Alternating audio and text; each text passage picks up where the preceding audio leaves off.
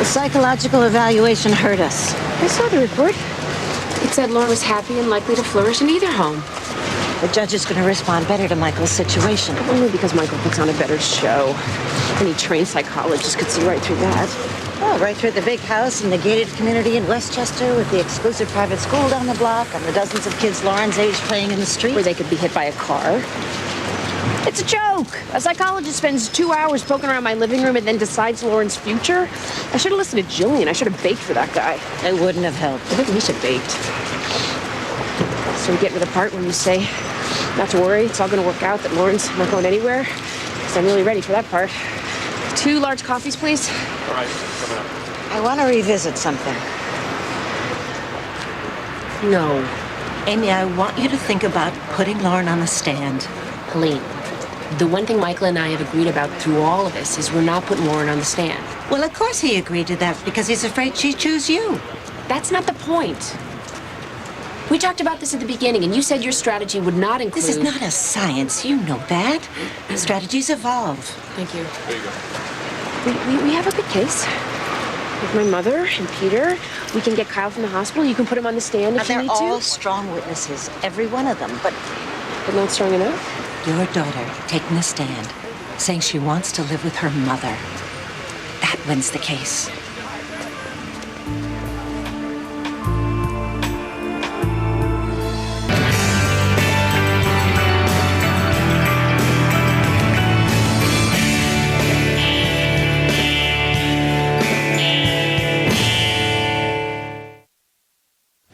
This has never been about who has the bigger house with a nicer neighborhood.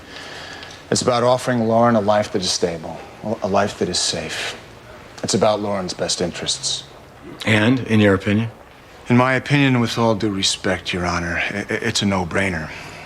While living with her mother, Lauren was stalked, terrorized, and abducted by an ex-con. You probably read about it. The same ex-con who was murdered in the backyard 15 feet from where Lauren was sleeping by her babysitter, who also happens to be a former street hustler. Multiple objections, Your Honor. I don't even know where to start. Well, why don't you start with the fact that not once did Amy bother to tell me, Lauren's father, that any of this was happening. I saw it on the evening news. Objection sustained. Mr. Kirby, please instruct your client to limit his testimony to facts and evidence. Yes, Your Honor. No more questions. I've got a few. Mr. Cassidy, isn't it true that the first 3 years after your divorce was finalized, custody of your daughter was not really a big priority for you? No, that's not true at all. And yet, according to my records, not once during that period did you try to increase your visitation schedule with Lauren. That doesn't mean I was happy with it. You had Lauren 2 weekends a month. How many times in the past 3 years were you unable to meet even that commitment? I don't know. Things come up. I may have called Amy a couple of times and asked her if she would keep Lauren for the weekend. Tried 19 times. That doesn't sound right. Isn't it true that you were content with the custody arrangement until your second wife, Leisha Eldon, pressured you to petition for increased custody? No, that's not true. Sorry. I apologize. No, it's not true. Just for the sake of discussion, how does your new wife feel about the custody arrangement? Leisha would love to spend more time with Lauren. We both would. They have a good relationship. Leisha's home all day and would be an excellent role model and parent figure for Lauren. She's not, you know. Excuse me? Leisha, she's not Lauren's parent. And won't be. I just wanted to make sure you were clear. Objection, Your Honor. Sustained. Miss Steele. Listen, this has nothing to do with Leisha. This is about me and Amy and who can do best by Lauren. Now, I've always trusted Amy's instincts as a mother. Even after we split up, I always thought that she knew what she was doing, that she knew better, but I don't feel that way anymore. I simply don't trust her. And at this point right now, I feel that I'm the better parent.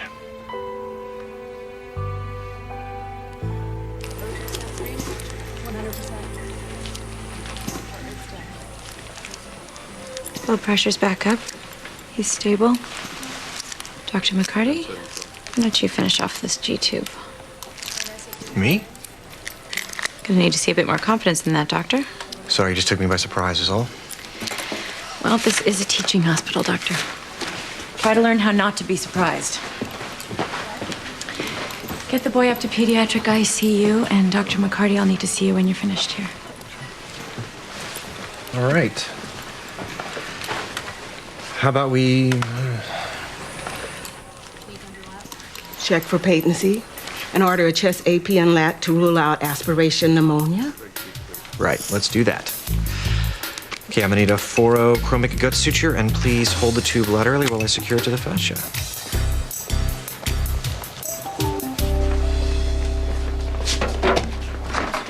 I know I should be used to this by now, but every morning, no matter what time I arrive, it always looks as if a pack of jackals has been at the bagels. Well, you won't want to look at the fridge then. Sean, Yeah. did you see him last night? Who's that? Who's that? Sean, how many foster children do you have who were recently arrested for murder? You told me you were going to visit Eric. Yeah, I did. I saw him last night. And? And what? How is he? Do you really care, or are you just making conversation? No, excuse me. We have discussed this. I'm going to be a material witness at the trial. What if he confesses and they ask me about it on the stand? Whatever. Don't go adolescent on me, Sean. Do you think I don't want to see Eric? No, Eric thinks you don't want to see him. He thinks you don't like him anymore. That's absurd. Here. What is it? He wrote you a letter, asked me to give it to you. I don't know, maybe you want to check with the lawyer first, see if she'll let you read it.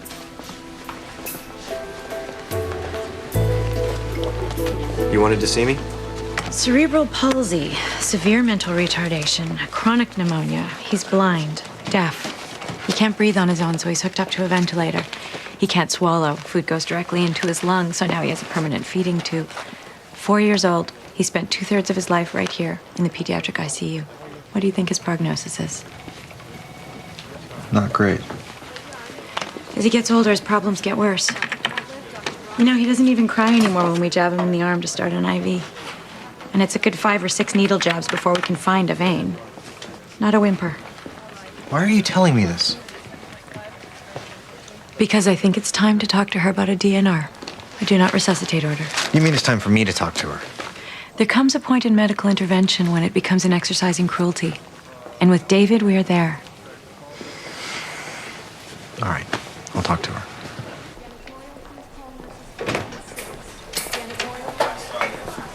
Hey, Dr. McCarty. How's he doing? Still critical. He tolerated the procedure well, but they're treating him now for pneumonia and a secondary infection. His trach tube again? Actually, we think it's in his lungs this time. His temperature's been hovering 103 all morning. Well, that'll come down. The antibiotics will kick in. We hope so. If not, we'll do a bronchoscopy and get a sample from his lungs. Do you know what that is? Yeah, he had one a couple months ago. Same thing, the infection in the lungs. That's always going to be a risk for him. Do you want a cup of coffee? Sure.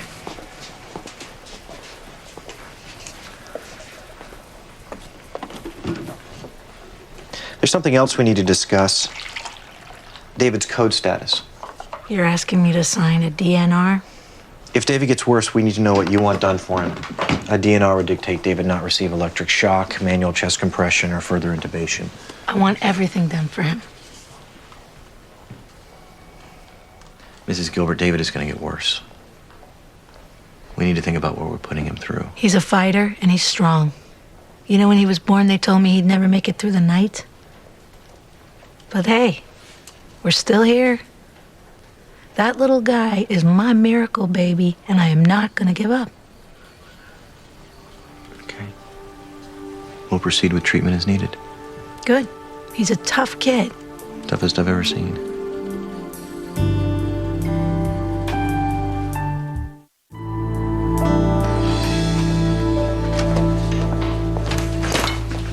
Hi there. Oh, don't tell me. Let me guess. It smells like... It's Sloppy Joe's. Of course it's Sloppy Joe's. Nothing like a nice hot can of dinner after a long day. Fair enough, Mom. What did you prepare? Sloppy Joe's works for me. Grandma, you dropped your mail. Thank you. You got a letter from Eric? You did? Was What did he say? I'm not sure. I haven't read it yet. Can I read it? Is it addressed to you? I thought we weren't supposed to answer questions with questions. Yes. Well, there are exceptions. I'm gonna go write Eric a letter. Fine idea. Dinner in 10 minutes. You're not gonna read Eric's letter? One crisis at a time, maybe. How'd it go today? Well, let's see. I got to hear Michael explain what a god-awful parent I am. He was pretty convincing. It's a custody hearing, Amy. That's the nature of it, you know that. You cannot for 1 second give his words any credence. All I can think is if he was able to convince me that I'm a terrible mother, then he must have been able to convince the judge. Michael always was a persuasive speaker. Sometimes that's all that matters. I'm on the bench, I know. Judges are swayed by persuasive speakers. The judge has heard only one side of this story. When does our side testify? First thing tomorrow morning. Then tomorrow the judge hears the truth. And Amy, persuasive speaking runs in our family too. You promise? I do.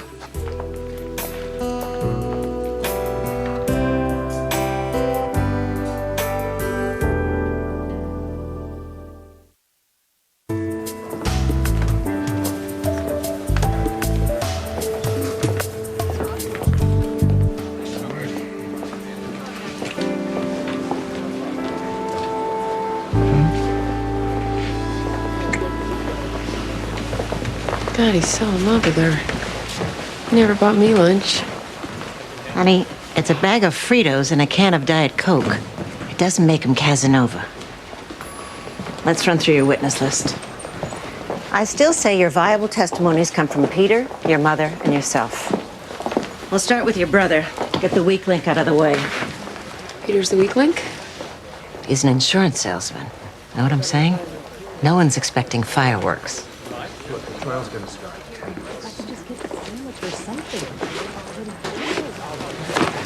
Guess it's not all bliss. Don't gloat. The stress of these trials could cause Jimmy and Rosalind Carter to snap at each other. There they are. Hi, guys. Oh, sorry we're late. The IRS issued some last-minute small business tax credits, so you can imagine what my morning's been like. So, who testifies first? Couldn't get her to sign. The DNR on the Gilbert boy. Yeah, I heard. They started the bronchoscopy 5 minutes ago.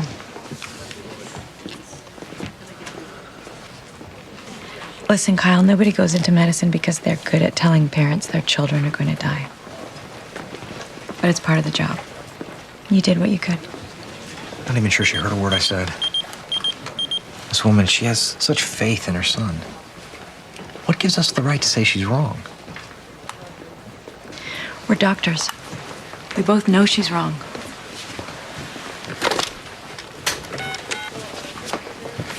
This is Dr. Rediker? Okay, I'll be right there. Pediatric ICU. One of David's lungs collapsed during the bronchoscopy. They're having trouble stabilizing him. You coming?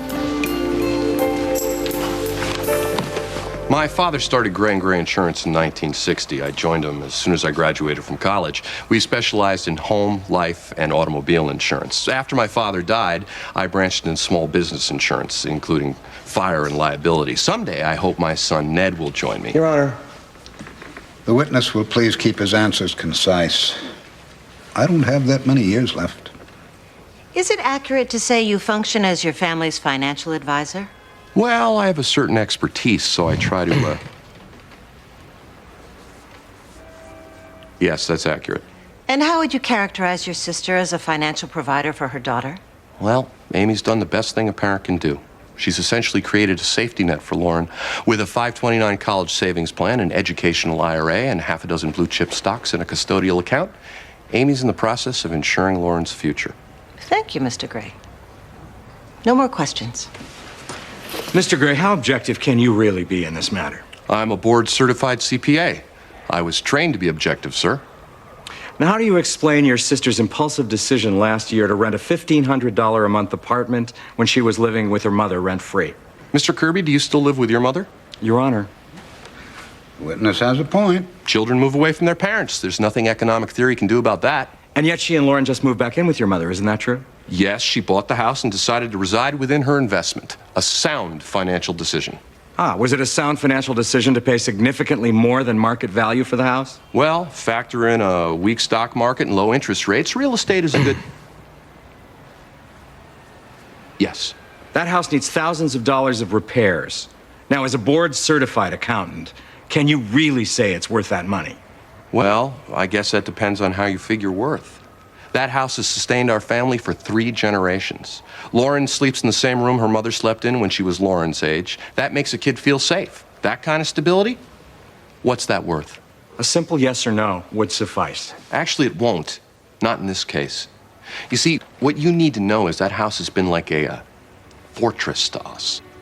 Our whole extended family still eats dinner there together 3 times a week. That's something Lauren can count on. In the dining room door jamb, you can still see a chart that tracked how tall we were getting. Our family pets are buried in the backyard. And when you go on the back door, you step over our parents' initials they carved when the foundation was built 40 years ago. That's the house where Lauren lives.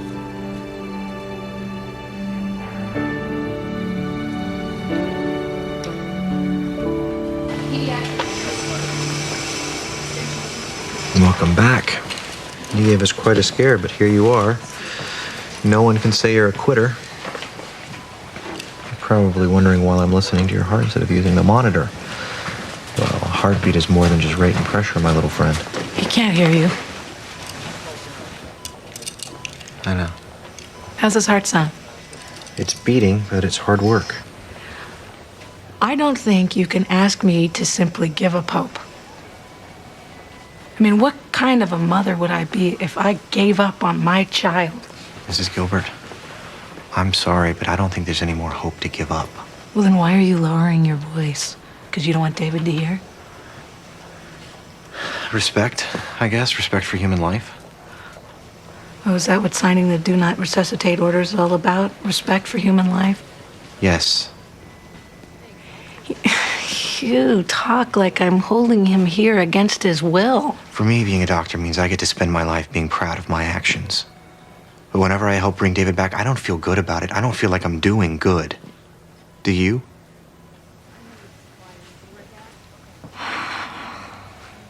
You know, it's all just pain for me. Hardly anything else can get through.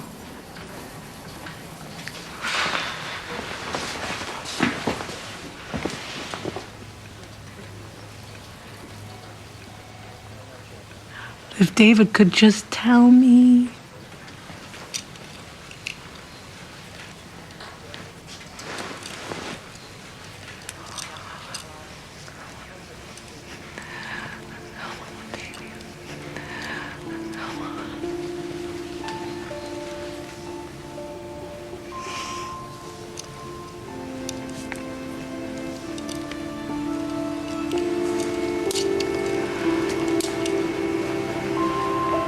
I'll sign the DNR.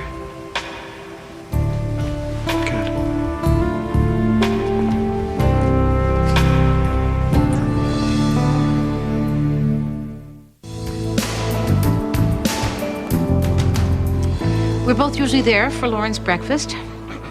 In fact, family members tend to drop by in the mornings, which makes it lively. How does Lauren get to school? Carpool. Mostly Amy does our share of the driving. And what about after school? Monday she has cheerleading practice. Friday she goes to the Boys and Girls Club and Amy picks her up. The sitter takes her to karate Tuesday, skating Wednesday, and clarinet practice Thursday, although she is considering a change to the flute. Thank you. No more questions. Ms. Gray, you work for the Department of Children and Families? Yes, for 34 years. When placing a child, why does the DCF prefer a 2-parent home? The demands of parenthood are such that a child is better cared for when 2 parents share that responsibility. Yes, and I yet consider our home a 2-parent home. Oh. Oh, with you as the second parent. Yes. Huh. Would it surprise you to know that last year you worked an average of 52 hours and 33 minutes a week? No, that would not surprise me. And that your daughter worked an average of 60 hours a week? That does surprise me. Why? I would have guessed that I put in more hours than she does. Ah. With the two of you working a total of 112 hours a week, the sitter that you referred to earlier must play a pretty important role in Lauren's life. Is that true? We also have an extended family. My son, my daughter-in-law, my nephew. They all consider my home their home. Was a boy named Eric Black ever one of Lauren's sitters? Yes? Have you used Mr. Black during the last month? No, we have not. Why is that? He's in juvenile detention. What did he do? He's awaiting trial on a manslaughter charge. Is good childcare really that hard to find? Eric Black was a foster child under my supervision. I helped him get off the street, found a home for him, enabled him to succeed in school, and made sure that he completed a 6-week course in babysitter training. So how did this work, that you and your daughter decided that this formerly homeless street kid and future murderer would make an appropriate Eric Black is babysitter for awaiting Lauren? trial. He hasn't been Stand. convicted of anything. The events on the night in question are unclear. What I do know is that earlier that day, I believe that he saved my granddaughter's life. The objection has been sustained, Miss Gray.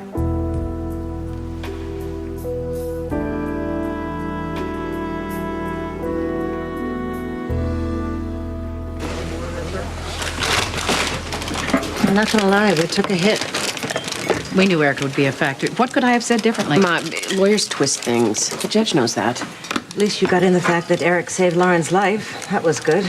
But you still think that... We took a hit.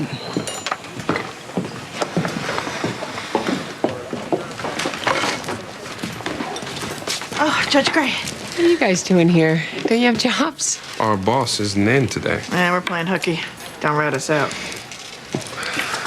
How's it going? Pretty well. Listen, Judge Gray, if you think it'll help, put me on. I can testify about your professional life. We don't have a lot of time here, so I'll be blunt. You're a convicted felon, so your credibility is non-existent. The only questions he'll have for you are along the lines of, you say she's a good judge, Mr. Van Exel? Do you also think she's a good kisser? Okay. Just trying to help. I know you are, Bruce. Thank you very much. Hey, what about me? I never kissed Judge Gray. Right. So you say, I think Judge Gray is really nice. And Kirby says, aren't you the courthouse eccentric, which everyone will hear his new age whack job, who gave birth in an inflatable hot tub in Judge Gray's dining room? And by the way, how's your ex-husband, the convicted axe murderer? Man, this guy's brutal. So, if it's okay with the two of you, we'll just stick with the game plan. Works for me. Yeah, you know best. Unless you can convince Amy to change her mind about Lauren. Helene! Listen to me. Don't look back on this day and wonder what would have happened if. You need to reconsider. No, I don't. All right. You're up next.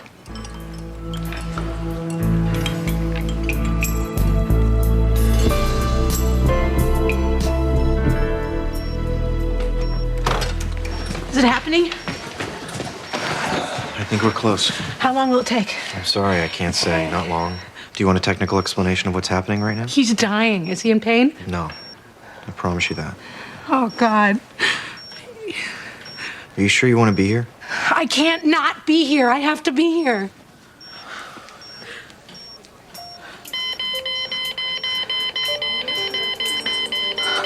Oh, my God.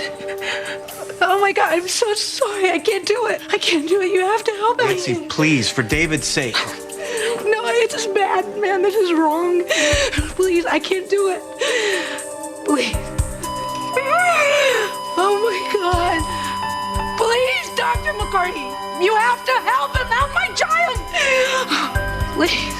Oh, my God. Please, Dr. McCartney. I need a crash cart. You're gonna have to move back. What's going on? Which one amp epi? 1 amp IV push. No pulse, no respiration. I can't read a pressure. Hey, Charge the defibrillator 120. Come on, let's go. Charge 120. I'm so sorry. Hang some line. Clear. How long were you victimized by this stalker, Judge Gray? 2 months. Maybe a little longer. Why didn't you tell Michael about it right away? Or ever, for the record. Mr. Cassidy. Well, at first I didn't want to think this guy was a real threat. It wasn't happening all the time. I thought to myself, I'm a judge. Things like this go with the territory. And then I was hoping it would just go away on its own. And when it got worse? I got a restraining order.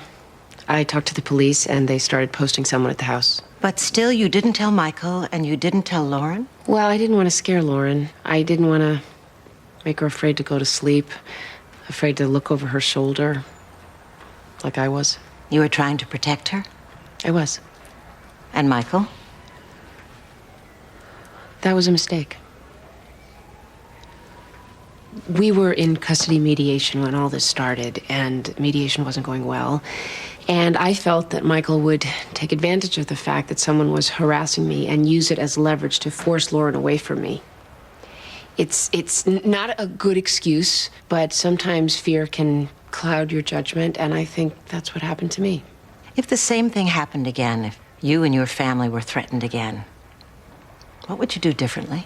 I would tell Michael. He's Lauren's father. He needed to know. No more questions. Mr. Kirby? Judge Gray, I applaud you for owning up to your mistakes. I think that's very brave of you. Gee, thanks. I understand your mother is about to get remarried. Yes? Will she be moving out of the house you share? Yes. Will you be moving in with her and her new husband? Of course not. Ah, so then the two-parent household will once again become a one-parent household. Yes. Are you then planning to cut back on your court hours so you can be there when Lauren gets home from school? Or are you going to hire another babysitter? Live-in nanny, perhaps? Mary Poppins? Do you have her number? What's your plan, Judge Gray? I don't know, Mr. Kirby. I guess I'll figure it out, just the way I've done for the last 4 years. Huh. Good plan. I just have one more question. With all that's happened, Judge Gray, have you ever considered that perhaps Lauren's father might be better suited to raise Lauren for a while?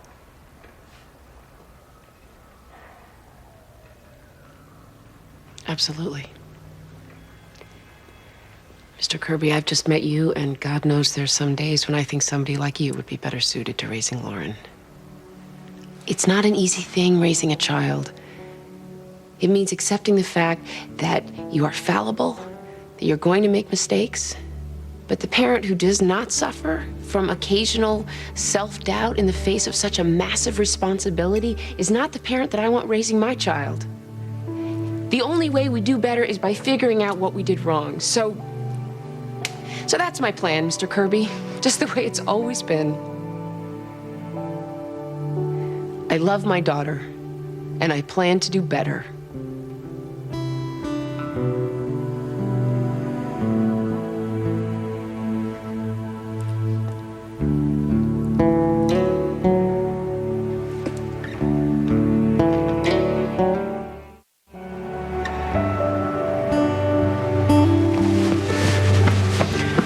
Did you brush your teeth? Yeah, wanna see?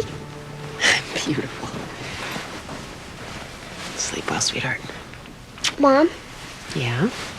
what happens tomorrow? What do you mean? In court with you and Daddy. What if the judge makes the wrong decision?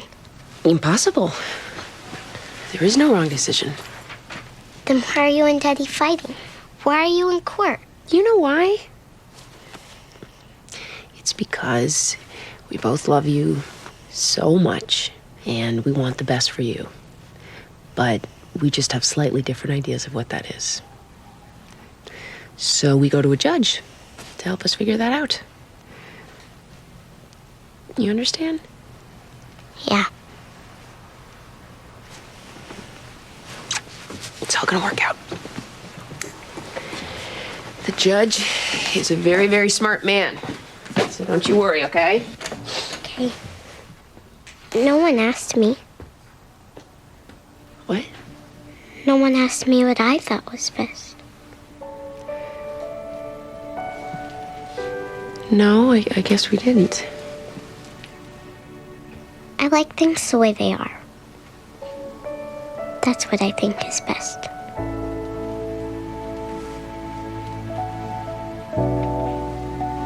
Get some rest, honey.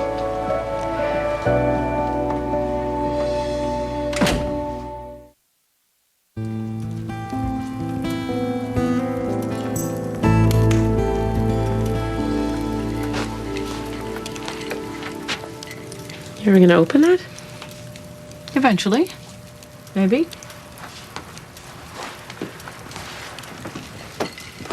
I don't know if I can, Amy.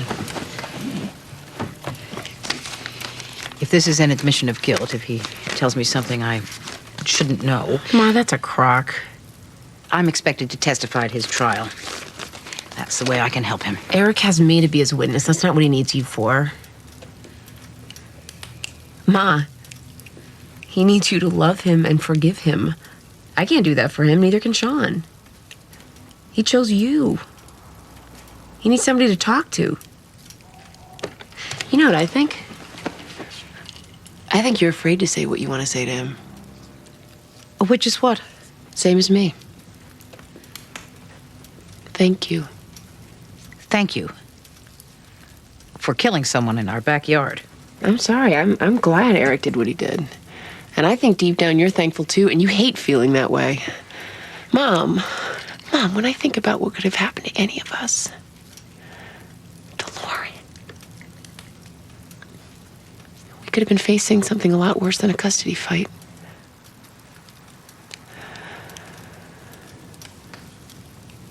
All right, suit yourself.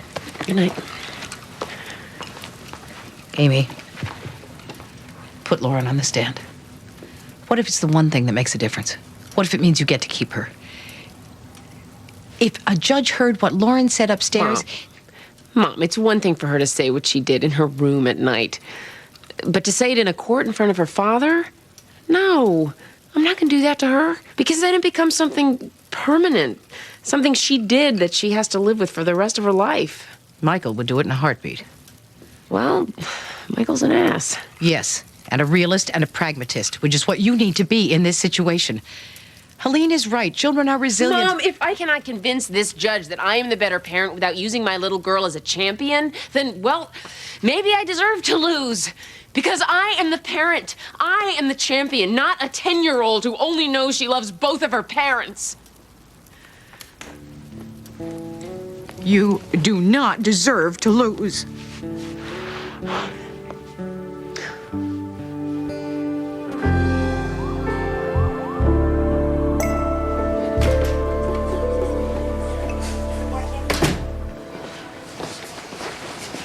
Guess you heard.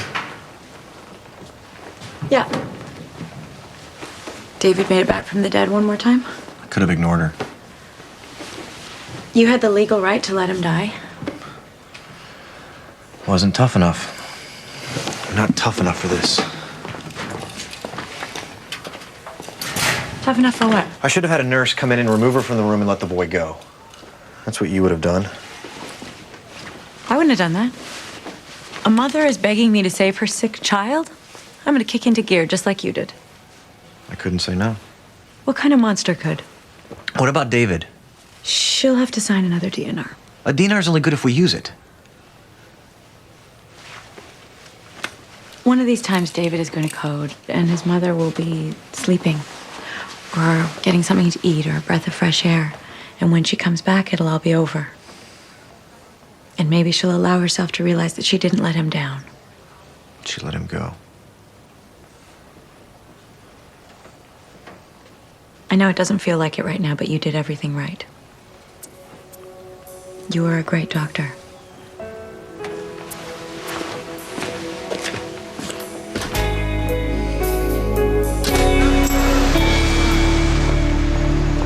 Hey. Well, my mother agrees with you about Lauren. So you're gonna put her on the stand? You know it's my recommendation.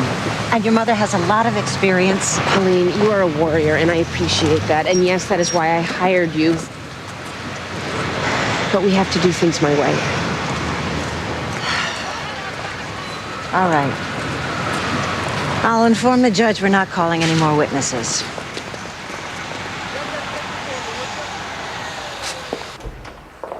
We still have closing statements, and I am known far and wide for my... What the hell is this? Are we in the wrong courtroom? I thought maybe I was early. Excuse me, sir. Are we still in recess? No, ma'am, we're adjourned. Adjourned? What about a judgment? Cassidy v. Gray, custody hearing. Yeah? The suit was dropped. You don't suppose you scared Michael right out of town? They were winning. I'm sorry, but they were winning. Yeah. Helene Steele for Gordon Kirby. Is he in? Yeah, we're down here. What? You're sure? Okay, we'll talk this afternoon. Michael dropped the suit an hour ago. Turns out he's having domestic problems. It's a custody suit. Of course he's having domestic problems. Oh my God, it's Leisha. It's Michael and Leisha. How sad.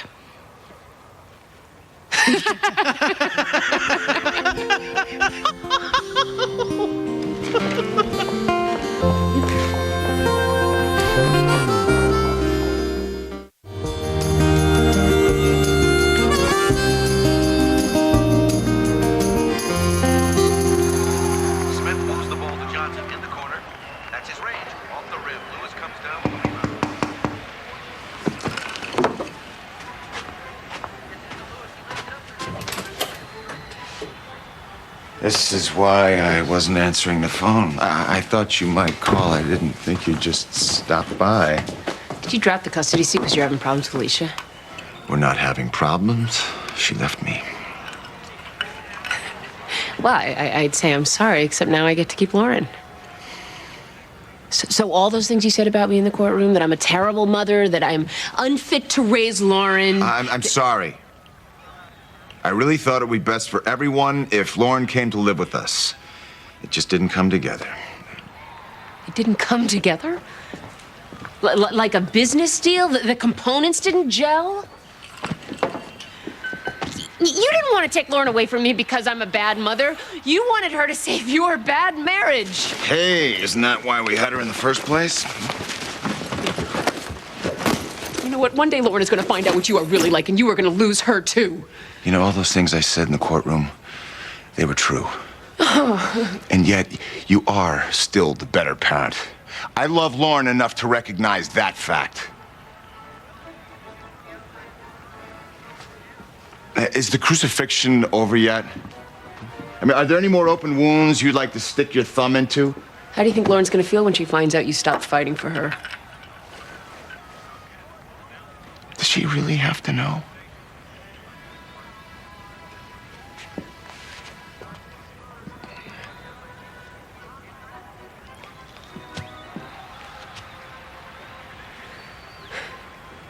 Friday night. You gonna pick Lauren up, or you want me to drop her off? What? This weekend. You have Lauren. I'll drop her off. See you Friday.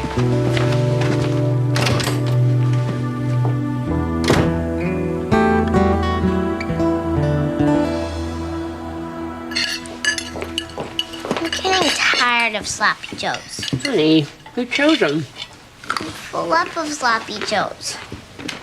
I could eat them every night. Was Daddy sad when the judge decided? Was he sad? Well, honey, your daddy and I made a deal that we wouldn't be sad no matter what the judge decided, because we knew that it would be best for you. So we knew that. And the judge just said I should stay here? Yes. If the judge sent me to live with Daddy, would you be sad? Yeah. Yeah, I would be really sad. So Daddy's probably sad. Yeah. I could call him. That would be really nice.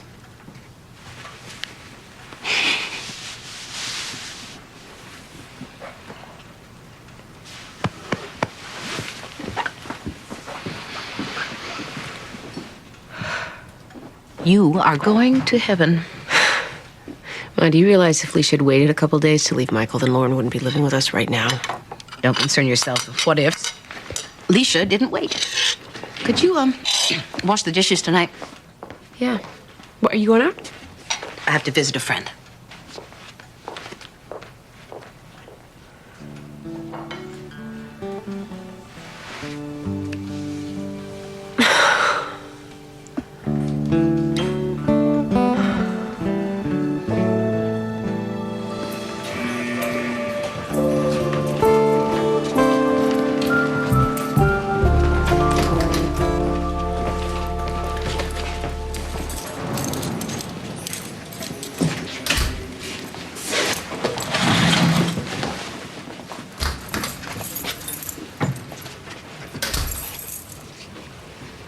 I got your letter.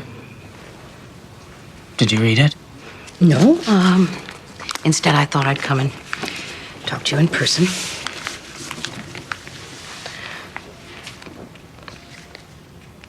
I just need for you to understand what happened that night. My lawyer says I'm not allowed to talk to anyone, but I feel like if I don't tell you how it happened, I'll just explode. And if I tell you, you won't hate me. I don't hate you. I can tell you don't like me anymore. Derek, you are confusing anger with hate. What could you explain to me? How you took a knife, like a punk in the street, and ended a man's life. And here you are. I do it again. Well, don't say that. Don't you dare say that, Eric Black. I knew he was coming. He was coming to hurt Amy, and I knew if he couldn't get Amy, he'd go for Lauren. You knew no such thing. I grew up in the same world he did. I'm not like you. Or Sean, or Amy. I wish I were, but I'm not. You are old enough now to choose the world you wish to inhabit.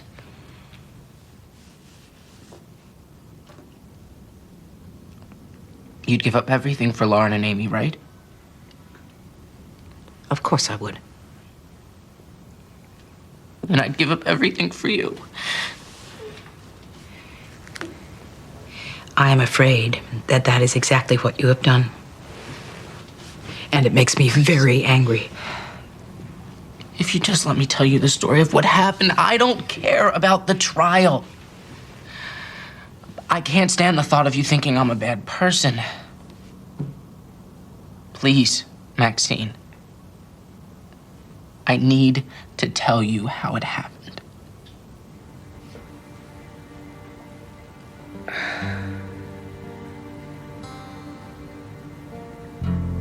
All right.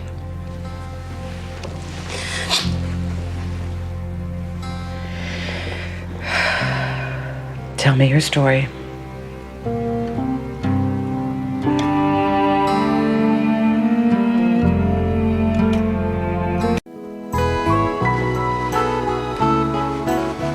Noodle. You look so grown up. How come I can't wear high heels? Because you're still a kid. Mom, is Grandma's wedding gonna be fun? Yeah, sure. There's gonna be music and dancing. How come Grandma said she'd rather stick a needle in her eye? Well, that's an old Irish saying that sounds like the opposite of what it means. Hello. Hiya, Jillian. What a gorgeous dress. Now all you need are grown-up shoes. I know. Where's Maxine? Some emergency at work. But this is crunch time. I need the whole team to execute. A good wedding is like a rocket launch. One little screw-up and you're looking at Apollo 13. I'm on the team. I'll help. That's very sweet, Lauren, but this is grown-up time. For example, the wedding cake. How tall does Maxine want it to be? Grandma doesn't care about the cake. Well, no. She says wedding cake tastes like toothpaste and she wants to elope. Oh. Did I help? Here's the thing, Jillian. It's just that for us, the wedding still seems so far away. Well, I believe in forethought and planning. Please give this questionnaire to Maxine. Have her fill it out as soon as possible. This is 5 pages long. Good night, sweetheart. Sleep tight. I hope you have wonderful dreams. I'd rather stick a needle in my eye. Oh. So what do you think? Should I give this to Grandma or should I rip it up? Aunt Jillian said I should get high heels. You're right. I'll rip it up.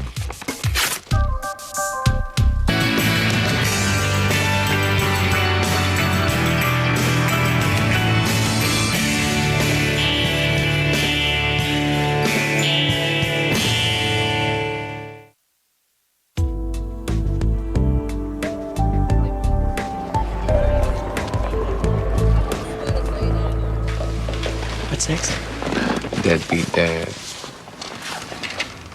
What Mr. Van Exel just whispered into my ear was deadbeat dad. He whispered out of politeness. He's like that, but I have no problem with the term.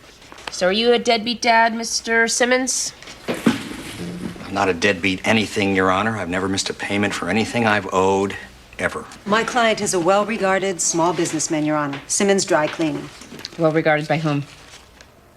Other small businessmen. He overstarches. There was a time you had a right to comment, Lydia. But once you took up with Mr. Motorcycle there, you gave up that right. Talk to my lawyer. Hello. In this courtroom, everything goes through me. All right, fine. I'll tell you. 3 months since he's paid me a cent. I call that missing a payment. All right, that's true. But listen to what I'm saying here. Our divorce says that I gotta pay for my son. Okay, that's the deal. I'll pay. But it doesn't say I have to support her boyfriend. How many motorcycles does the jerk need? Okay, I'm sensing a lot of feelings here that might be expressed in a more appropriate arena. I would like both parties to attend mediation with Mr. Van Exel. Your Honor, I'm certain that Mr. Van Exel is extremely competent as a mediator, but I promise you that given the rancor which exists between my client and her ex-husband... I concur with complainant's counsel, Your Honor. We have tried and tried to bring the Simmons to some reasonable middle ground. Believe us, this is going to be solved in court, not through any kind of... Reasonable interlocution. I have the utmost faith in Mr. Van Exel. Next case.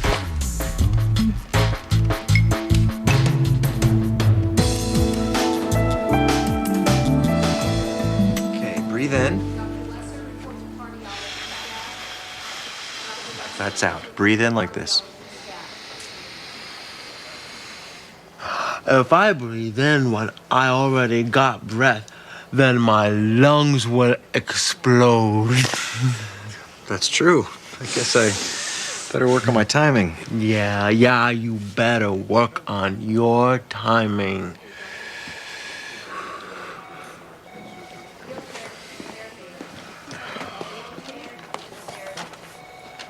Dr. McCarty. Oh, yeah, Willie, breathe out. That was a good one. Yes, it was, baby. Well, I'm not finding any problems. I think it's safe to take him home. Are you sure? Well, whatever it was, it's past. It could have been a passing allergy, one-time asthma attack. It's tough to know. Keep an eye on him. You're not gonna keep him overnight? No need. Is Dr. Redeker in? She has the night off. There's no offense. It's just she knows Willie. She's pretty. He thinks she's pretty. She is very pretty, and she's a very good doctor, but so am I, and I'm happy to tell you there's nothing wrong with Willie. You can all go home.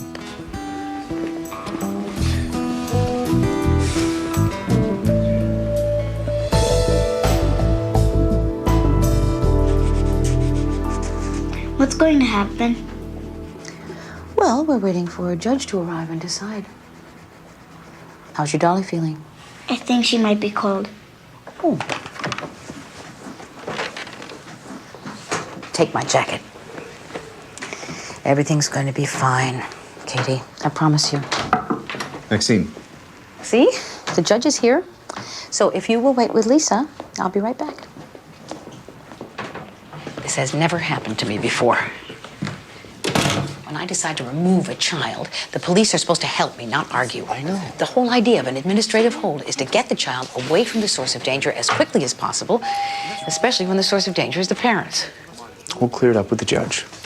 I'm not happy about being dragged into this. Neither is DCF, Judge Booten.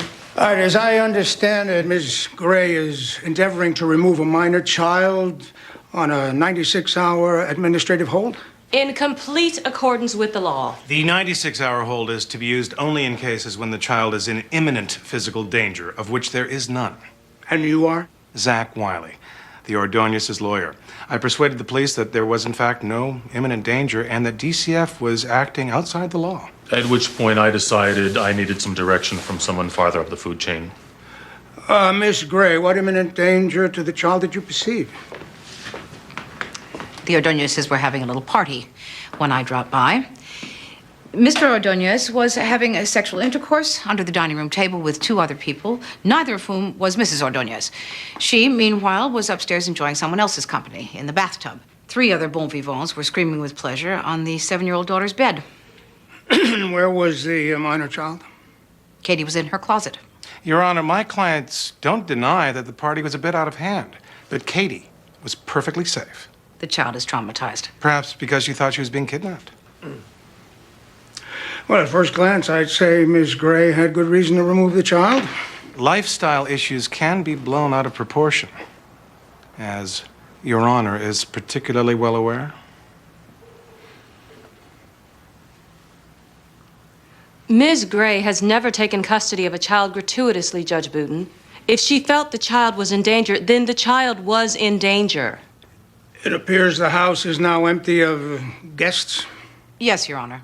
Though I didn't check the attic, so copulation could still be occurring there. I'm vacating DCF's administrative action and ordering the minor child returned to the custody of her parents pending a hearing. Your Honor. The child will be safe tonight, Miss Gray. You will return Katie Ordonez to the custody of her parents. I will not. Judge Booten, you can order DCF to return Katie Ordonez to her criminally negligent parents, but you cannot order me to do it personally. I believe I can. Let's put it to the test, shall we? Officer, perhaps you would like to inform the Ordonezes of the judge's decision.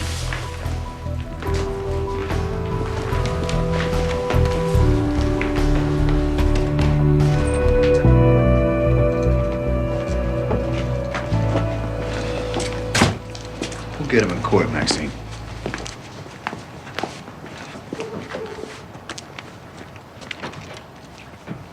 She'll be all right. She will not. Good night. You just blackmailed a judge. I'd love to go through the transcript of the proceedings and have you point out where that happened. 22 years ago, Judge Booten's wife divorced him over allegations of swinging, as I believe it was then called. Really? I was not aware. Well, in that case, I expect Judge Booten will recuse himself. But I'm not too worried. A lot of these judges lead secret lives. Since your daughter is a judge, I expect you know exactly what I'm talking about.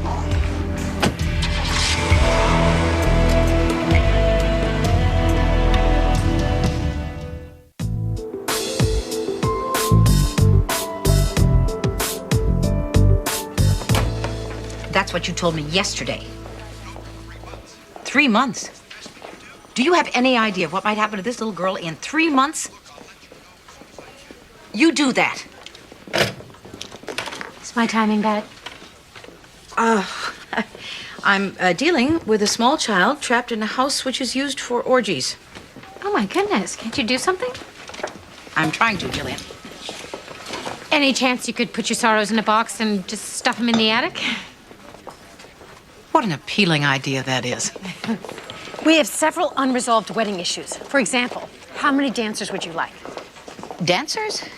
Professionals. To get the guests up and moving. They have those? Uh-huh. We'll say 6 dancers. Now, where would you like your press conference? Why am I having a press conference? Because Jared is rich and famous. 6 TV stations in Connecticut, 2 in Rhode Island the morning of the ceremony. Okay, fine. We'll hold all interviews until after the wedding.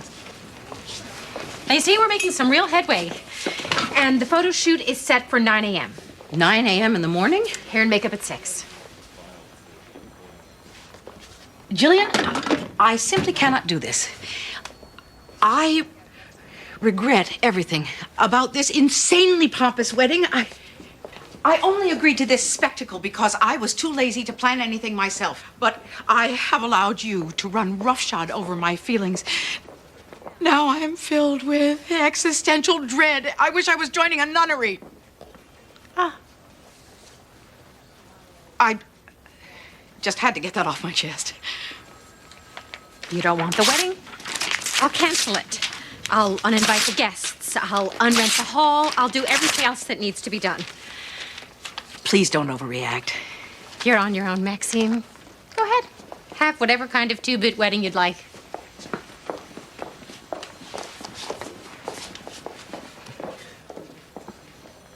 Now, what are you gonna do? About my wedding, which is in the future? Nothing. about a little girl in the present who is trapped with dangerous parents because we failed to do our jobs, I don't know. We didn't fail to do our jobs, Maxine. Judge Booten just didn't want to see those pictures of him wearing nipple clamps in the papers again. I am not going to let this one go. The judge made his decision. It's out of our hands. Look, judges and social workers are like rock and paper. Rock wins. I believe if you check the game, paper covers rock. Rock breaks scissors. The part you didn't hear is the judges beat social workers.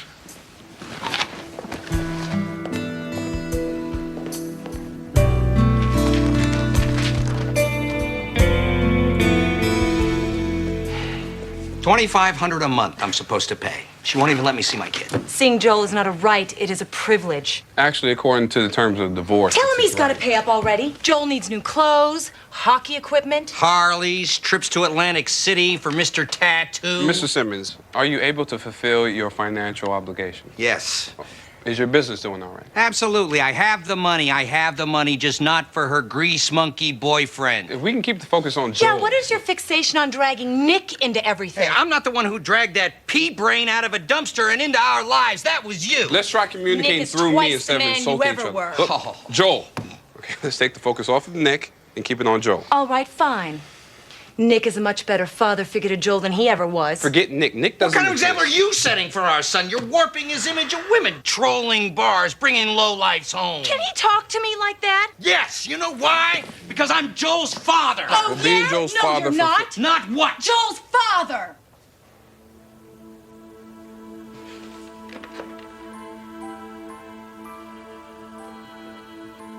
He's not Joel's real father. What does that do to his rights? Oh, God.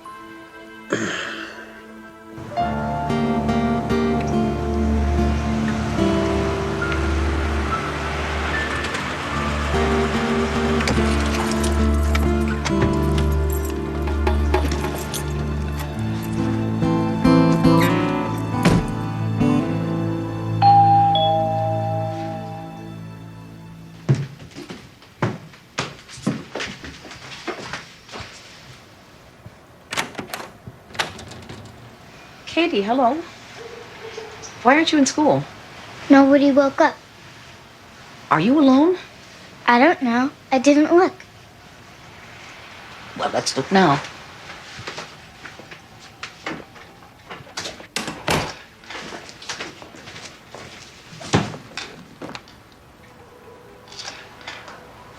Katie, were there people here last night?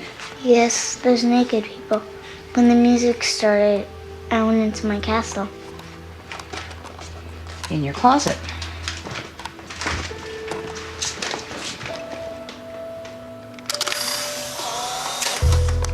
Did anyone come into your room? I don't know. I put all my clothes on top of me, so I couldn't see or hear anything.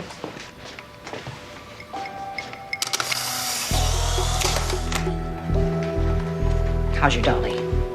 Did she get anything to eat today? No, she's hungry. Well, what is her very favorite thing to eat? Pancakes. Me too.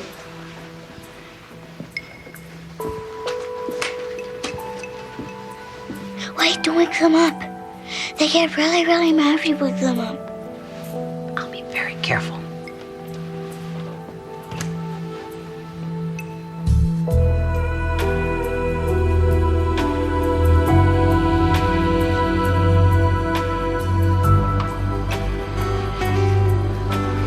All right, let's let them sleep, and we'll go get some pancakes. And we'll leave them a little goodbye note.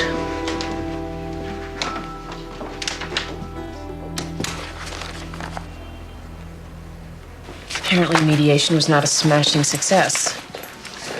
We tried to warn you, Your Honor. Judge Gray, my client is moving to modify the terms of custody. To what? He no longer desires visitation rights. Fine with me. Additionally, he also wishes to immediately terminate all child support on the basis that Joel Simmons is not actually his child. Plus, is there any way I can get back the money I already paid her under false pretenses? Your Honor, as Joel's guardian ad litem, I will point out that regardless of biological factors, Mr. Simmons is stopped from denying paternity. I'll take a sperm test. Has Mr. Simmons been apprised of the law? I was quite clear, Your Honor. So, Mr. Simmons, you understand that in the eyes of the law, you are Joel's father. That's what he said. How can they say I'm his father when I'm not? Well, because the definition of father is a lot more than a sperm donor. Is it just me? Or is this crazy? Why should I pay for some other guy's kid? The law is biased towards the best interest of the child. You have been Joel's father in every sense of the word since he was born. You loved him, didn't you? Yes. But she made a fool of me. Now she wants me to pay for the privilege of being her fool. Watch out, my friend. She'll snow you someday, same as me. Mr. Simmons, I don't want to send you to jail, Thank you. but I will. For how long? Ms. Brady, would you please inform your client that he is about to set off on a terrible path? Your Honor, I haven't had much success in that area. Morgan is obstinate and stubborn and pig-headed. You might as well put him in jail right now. Mr. Bloom, you might want to point out to your client that her lack of discretion is not only going to send her ex-husband to jail, but cut off those child custody payments she wants so badly. What? That's what I'm talking about. He doesn't have to pay if he goes to prison? This hearing will reconvene tomorrow at 10 a.m. All rise. You defied a judge and snatched the kid again? Technically, the first one was during a party. This one was for drug paraphernalia. Technically, you defied a judge. What would you have done? Well, I would have waited at least a week before I pulled a spot check. If you don't... Here we are again. What do you want? I'm giving you the chance to return Katie before I launch several suits against DCF and both of you personally. That's very generous of you. We'll take our chances in court. I'd reconsider. It won't matter to the old lady. She's marrying rich. But you, Mr. Potter, with a foster child in jail for murder, I'm not sure you can bear much more scandal. Don't hit him, Sean, don't hit him. He'd love it if you hit him. Okay, then. See you in court.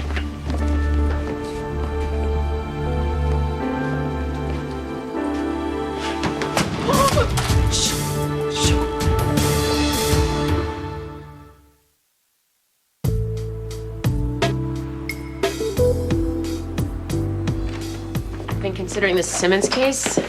Please tell me you found a reason to recuse us. Yourself. I meant yourself. You recuse yourself. I wish. Would you please tell Mr. Bloom that I may want to speak to Joel Simmons tomorrow? After all you went through about Lauren? I'm not going to make him choose between two parents, believe me. I'll make sure he's present. Don't forget your homework on the Weisenberger motion. Not tonight. Pardon me? Bruce, if it's one thing I learned from my custody battle with Michael, it's that I have to be a better mother.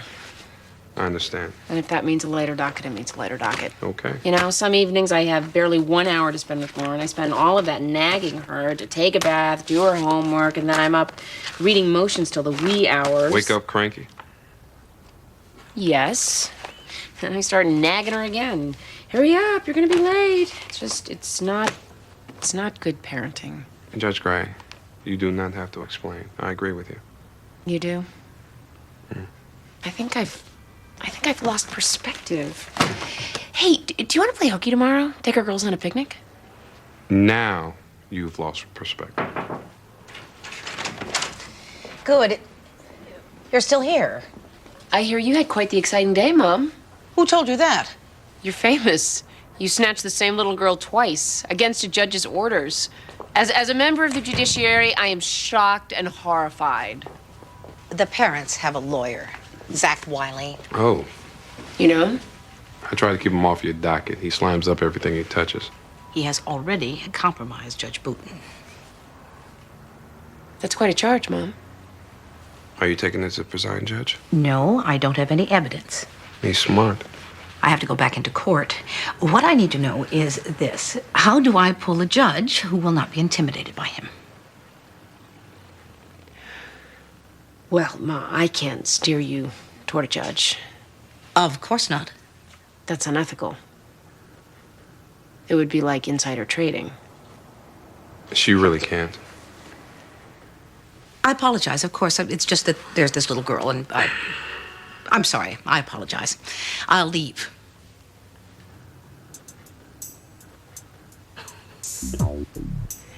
No, I'll leave. You stay here with the well-connected court services officer while I, the utterly ethical judge, leave.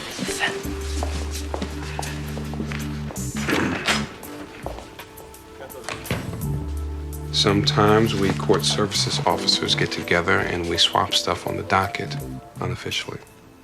There's no harm in that. None at all.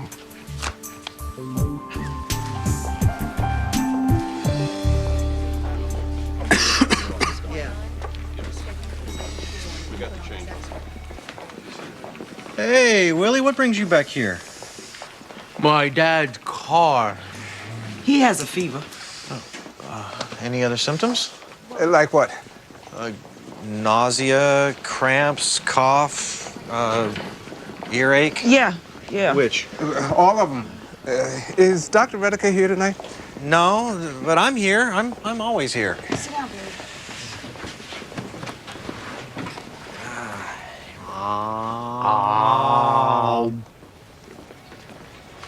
Robert. Lorraine.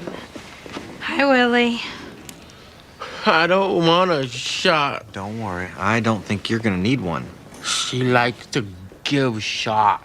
And I don't think I'm finding any problems, so I'm pretty sure you're gonna be able to go home. But he was short of breath about an hour ago. Maybe you should keep him for observation.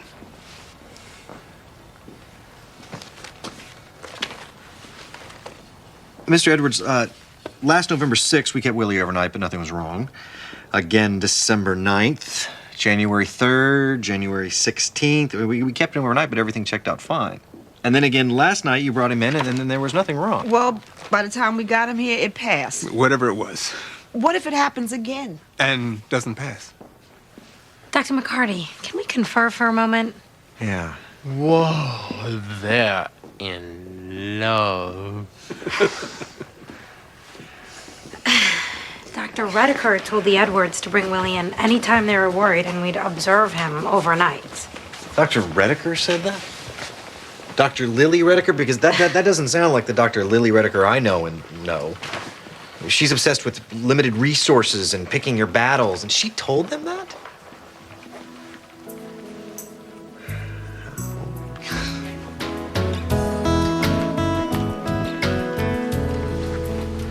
Grandfather stood looking down on the sleeping child until the moon again disappeared behind the clouds, and he could see no more. Good night. Mom, when Grandpa gets married, will Jerry be my new grandpa? Yeah, step grandpa. Well, what do I call him? Well, I don't know. I guess figure out something that he'd like, something that you're comfortable with. If I call him Grandpa, will you call him Daddy? Well, the two aren't necessarily linked, Noodle. Besides, I'm a little old to call somebody Daddy. Yeah, I wouldn't want to call somebody else Daddy if you got married again. Right. Are you getting married again? Well, I guess I'd have to start dating for that to happen. Well, you better get on that. Okay. Maybe right after income tax. Good night. Good night, Mom.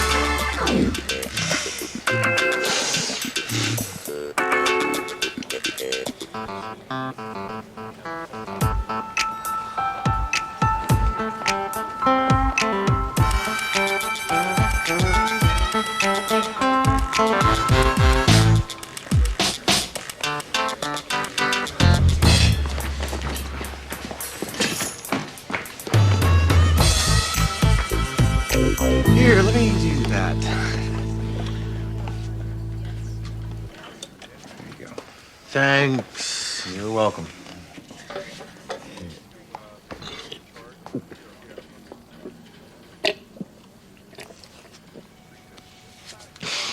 I was thirsty. I can see that. Can I get you anything else? No, thank you. Okay, let's get you to bed so you can get some sleep. I wake up a lot. That's a fact. Hey, look! What? It's a lucky penny. That is not just a lucky penny, Willie. Really? It's a sleepy penny. It's gonna make you sleep through the rest of the night. That's amazing. It certainly would be.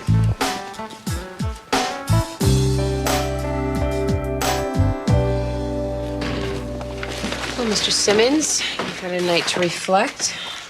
I'm going to ask you if you will resume child support payments. And if you give me an answer I don't like, I will send you to jail. Don't be stubborn, Morgan. Oh, now you care? Because the money river will stop flowing? I'd rather go to jail than pay these people any more money. You ever work in dry cleaning? Jail would be a holiday. Okay, well, hold on, Mr. Simmons, because there is one person we haven't heard from yet.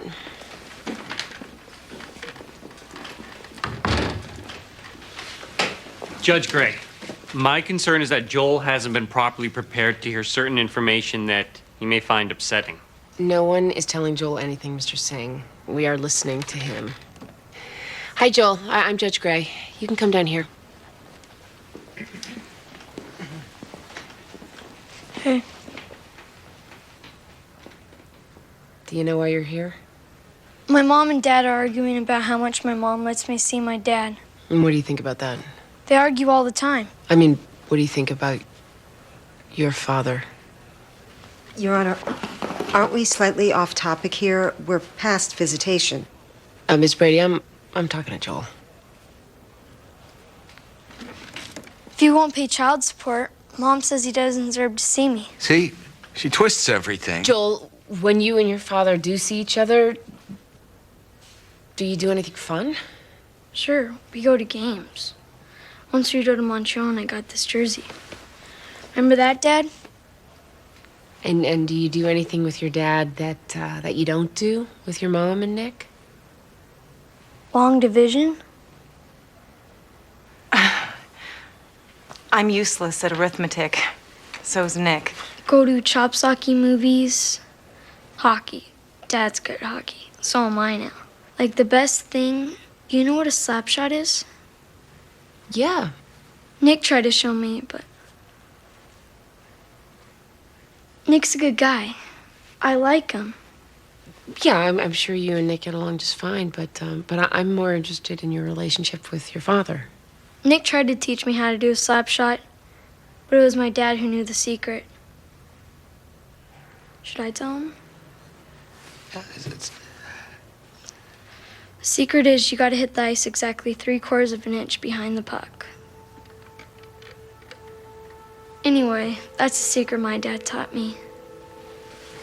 Your Honor, surely you're aware of how painful this is for my client. Well, it should be painful, Miss Brady. Well, thanks, Joel. You can wait out there for a minute. See ya.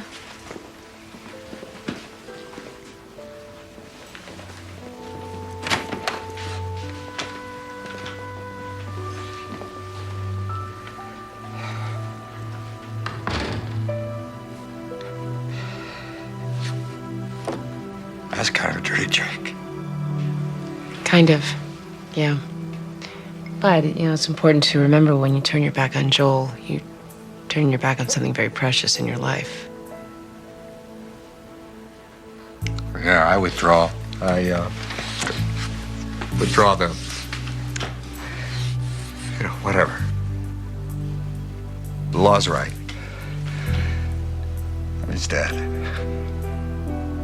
Mr. Simmons, you've been given a second chance. Don't blow it. Thank you.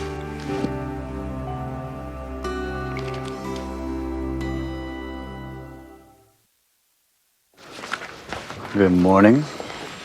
What in heaven's name happened to your hair? I've been running my fingers through it in a distraught manner. Sean, if you are still angry with me for removing that That child. is not why I'm distraught. Stop me from hitting him. You're welcome. Oh, I wish I'd hit him. You would have lost your job and your house. Would have been worth it. Oh, shoot. What? Zach Wiley is bringing civil action against DCF for seizing Katie Ordonez. Don't worry. DCF is threatened with lawsuits all the time. This one names you and me personally. Oh,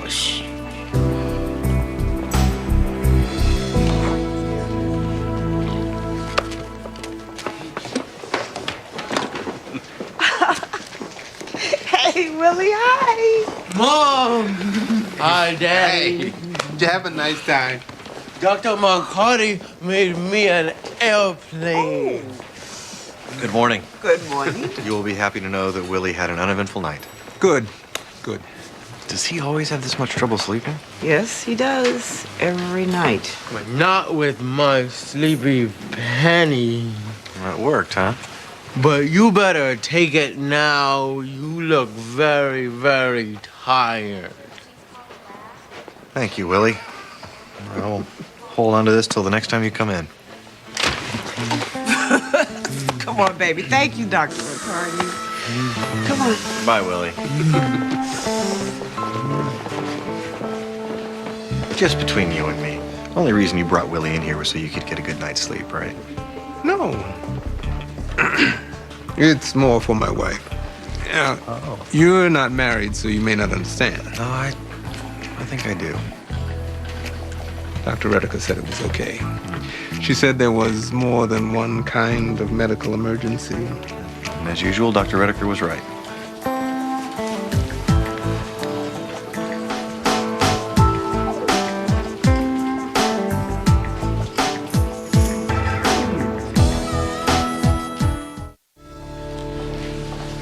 Katie Ordonez is 7 years old. Total strangers come into her house and have sex with her parents. People have sex on her bed. Katie has to hide in her closet. Don't forget about the drug use. Ms. Gray photographed this drug paraphernalia at the scene. That's called a bong, Your Honor. I know what it is. I'm not your grandmother. Your Honor, DCF brought these same so-called facts before Judge Booten less than 48 hours ago. He ruled against them. Technically, it's a separate issue, Judge Drabowski. Nonsense. Pitch it any way you want. Miss Gray defied Judge Booten's wishes. No, Judge Drabowski, I would never do that. The first seizure was for sex, the second for drugs. Ms. Gray is well known for her cowboy mentality. She's flaunting her disregard for the law. I don't hold with social workers defying judges. I can assure you, Miss Gray's only consideration was for the safety of the child. You've known me for years. I am not a cowboy. Pending a civil action against Mr. Potter, Ms. Gray, and DCF, I demand Ms. Gray be suspended immediately. Ms. Ordonez, is this true about the group sex and the drugs? It's grossly overstated, Your Honor. But do you have sex with various people on Katie's bed? No, not me. That was somebody else. That was definitely against the rules we set out for the party. Well, it's good to have rules. Who were these people having sex on Katie's bed? Well, they were new to our group, so we don't know them very well. They know them well enough to have sex, but not well enough to catch their names? All right. Let me ruminate.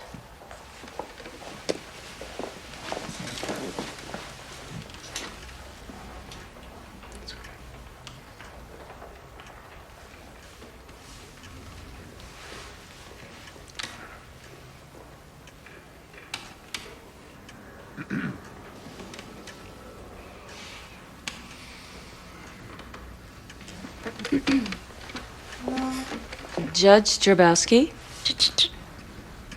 I'm thinking.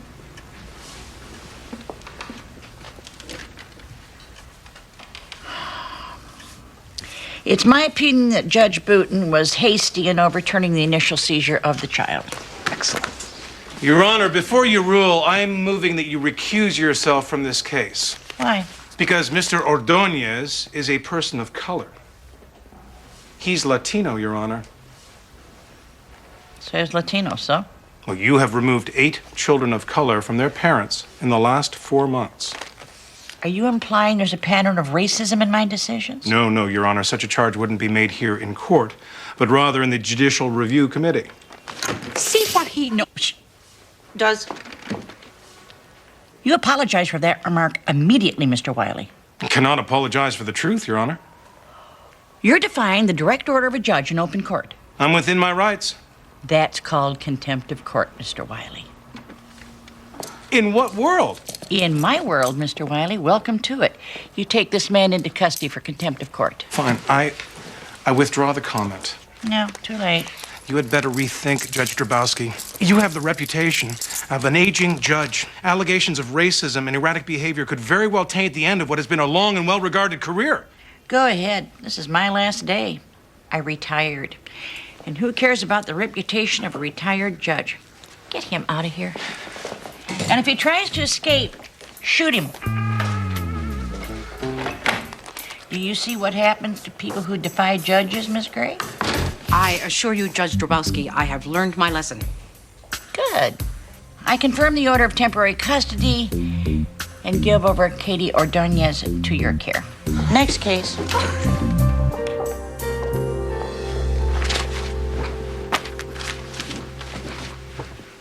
Honey, is this too salty? Since when are you so fussy? Not for you. They're for Mr. Van Exel. Who came through for you, huh? I'm not proud of manipulating the system, but he came through for me big. Well, we had a policy on muffins and bribery. We do. Cookies are bribes, and we are against them in most cases. Muffins say thank you, and we are for them. As long as we're consistent. So, Mom, Lauren thinks that it's time for me to start dating. That's only because she has not been privy to the many dating disasters in your past. The too old one, the too young one, the too sensitive. Okay, the point is that she stopped thinking that Michael and I should get back together. She's growing up. It's kind of sad, isn't it? Very, very sad. Yet not in a bad way. May I come in? Jillian, of course. You're always welcome. Well, I thought maybe after yesterday, I didn't actually cancel anything, you know. I was upset. Hi, Jillian. And excuse me, I have to go to the kitchen to get something.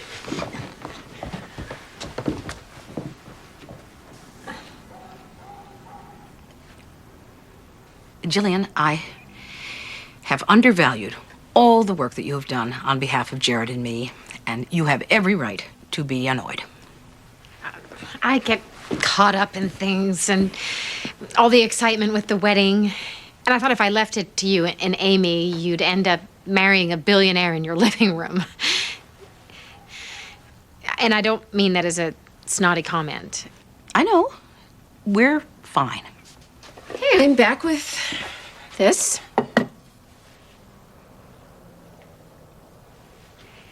I understand that you need me to back off. I know what a pain I can be. And really, I just want you and Jared to have the wonderful wedding that you so deserve. Okay, are you all ready? Ready for what? Oh, Oh my God. I look good, don't I? Yes, like a grown-up. Too much of a grown-up. Yeah, honey, I think you're a little too young for makeup and high heels. Mom! might I offer a compromise? I'm not sure yet. No makeup, but perhaps a shoe with a modest heel. Oh, there are the cutest sling-back heels.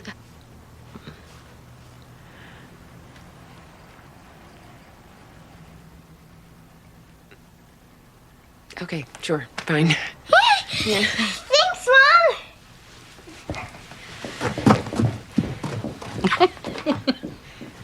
Well, I guess I should go. If you decide that you need some help, then, well, I'm happy to chip in a moderate way.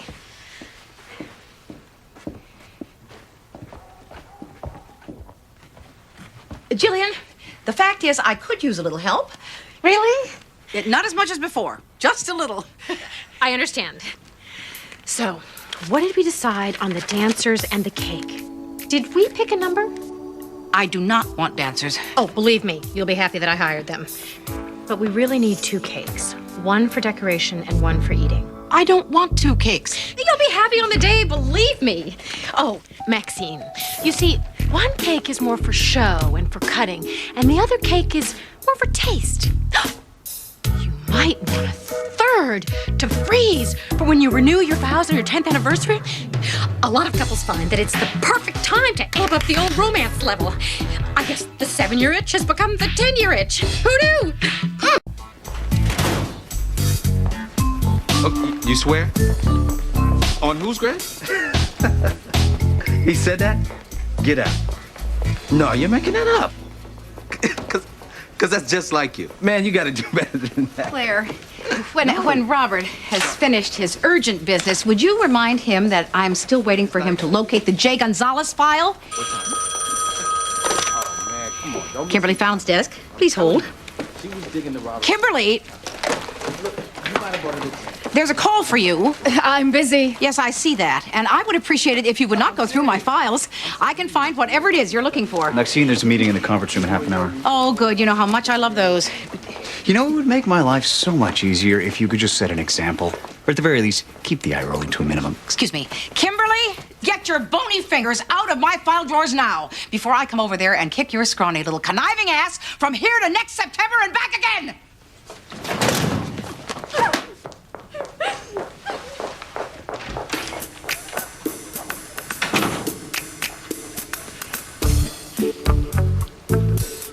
I'll be very good at the meeting.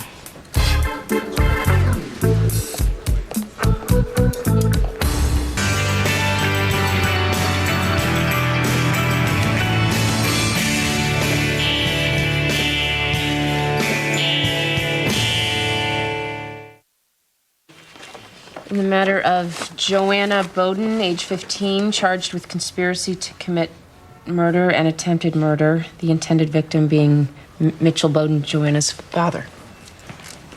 Let's start with introductions. Teresa Willings, representing the state, Your Honor. Leonard Zook, representing Miss Bowden. This is Liz Fulper, her guardian ad litem. And you are? Mitchell Bowden, Joanna's father. And Joanna's mother? Deceased, Your Honor. 5 years now. Counsel? Your Honor, Joanna Bowden and her father have had a troubled relationship ever since the death of her mother. Things came to a head when Joanna was forbidden to see her boyfriend, one Zane Hanley. At which point, Joanna and Zane concocted a plan to stage a robbery which would result in the death of Mr. Bowden, leaving Romeo and Juliet free to cavort. Your Honor. Yeah, let's lose the sarcasm, Ms. Willings. Mr. Zook, your turn. Your Honor, my client was indeed infuriated with her father. She made offhand remarks to Zane Hanley about wanting him dead. But this entire incident is based on a misunderstanding, which we will prove. Mr. Hanley, for Your Honor's information, was charged as an adult. He pled to a lesser charge in exchange for his testimony in this matter. In other words, he's highly motivated to present damaging testimony here in addition to his other stellar qualities. Excuse me. Does the no sarcasm rule apply only to me? No. And the no preening and posturing rule applies to everyone. Mr. Bowden, I'm curious as to why you're sitting on that side of the room. I wanted to support my daughter, Your Honor. These are very serious charges. All right. Well, Ms. Kozlowski, when will I hear testimony? Tomorrow. At probably 11-ish. I'll see everyone tomorrow at 11. Thank you. Okay, next on the list gets custody of a parrot named Francis. How long have you had Francis? 46 years. We bought her right after we were married. No. He was a wedding present from your crazy mother. No, Jane, we bought her as a wedding present to each other. And you wanted that gas barbecue grill instead. I had to talk you into getting her. No. Your mother left him on the back porch with a nice red bow on his cage. No. We bought her at the pet shop. I still have the receipt. Okay. Can we at least pin down the bird's gender? It's a boy. We named him. We named him after Frank Sinatra. No, you named him after Frank Sinatra, Jane. I named her after Francis Farmer. Okay, never mind. We'll just refer to the parrot as Francis. Is that with an I or an E? E. I'll just dot the E, and everybody's happy. So currently, Francis is living with which one of you? Me. Arthur is sleeping in the guest room. Francis is staying in the den, which is on my side of the house. Excuse me, your side of the house? Where is your side of the mortgage payment? Which is your side of the leaky roof? Okay. The man asked me where the bird lives. I was telling him where the bird lives. Look, Jane, listen to me. The bird... Oh, for pity's sake. Does anyone have a penknife? Perhaps I could write in my own blood. Maxine, dial it down. We got company. What company?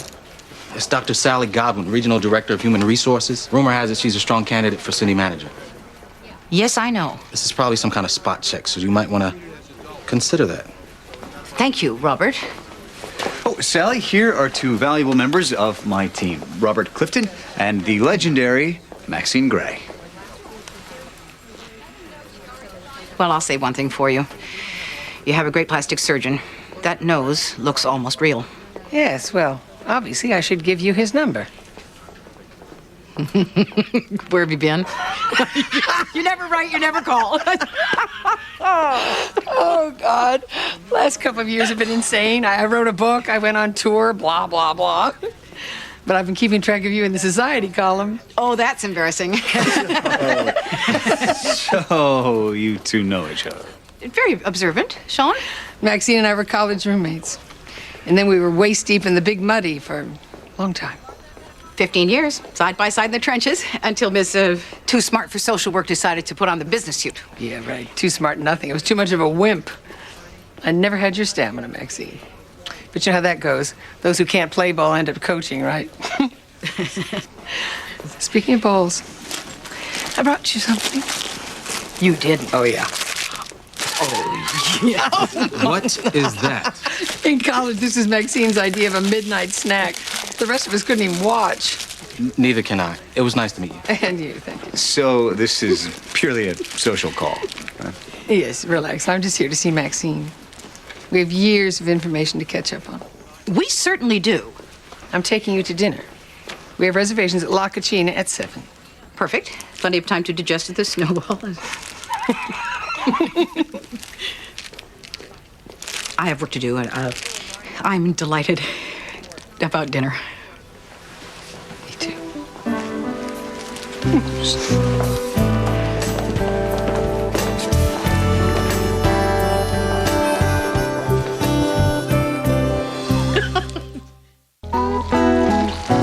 this golden brown?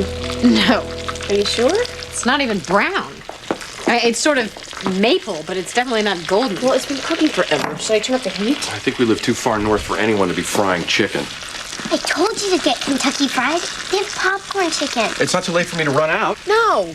I'm frying chicken and you're eating it. How hard can it be? I think we're about to find out. Anybody in the mood for a surprise?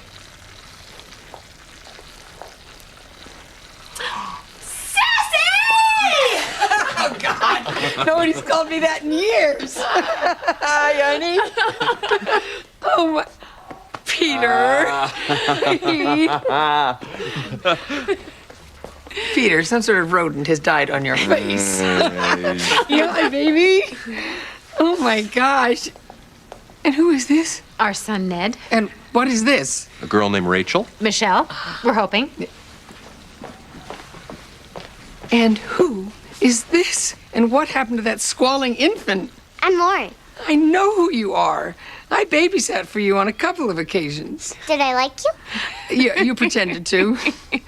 Sassy is Mom's coolest friend. She used to get me inappropriate gifts. She taught me how to dance. Oh, you're responsible for that. And she turned me on to Henry Miller and Colette. Did she? Well, you were having to read Dreiser, for God's sake. Somebody had to rescue her. Are you staying for dinner? Mom's trying chicken. In a manner of speaking. Amy, it's way past golden. No, we're dining at La Cucina. And afterwards, we might go out for an after-dinner drink. And we might stay up very, very late. If we don't doze off over our appetizers. Let's try to stay optimistic. I'm going to change into something fancier so I don't embarrass my coolest friend. So, about this fella. Is he good enough for our Maxine? Absolutely, he's top notch. I need Amy's approval. Yeah, he's great. We all love him, Sally. Yeah? Well, does he know if he doesn't make her happy, there's a cranky old politician with a PhD who will kick his billionaire ass? Sassy.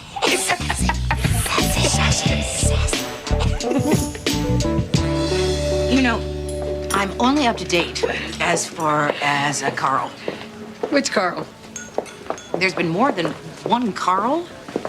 Well, it's a much more common name. Oh my, thank you. Thank you, fool. Okay. After Carl, the weatherman at Channel 2. Isn't he gay? Not anymore. Thank you. And then a motivational speaker. Used to shout out affirmations during sex. What kind of affirmations? I am an excellent lover. I am sensitive and caring. Women love to be with me. I possess top-notch equipment. I know how to use it. If you could just dial it down a notch, please.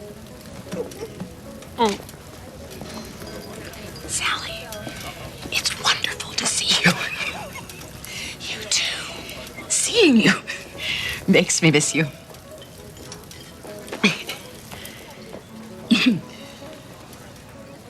What's up? Well, I was hoping we could have another glass of wine before we got into it. Did they send you to fire me? For one thing, I am they. I send people to fire people. And for another, do you need firing?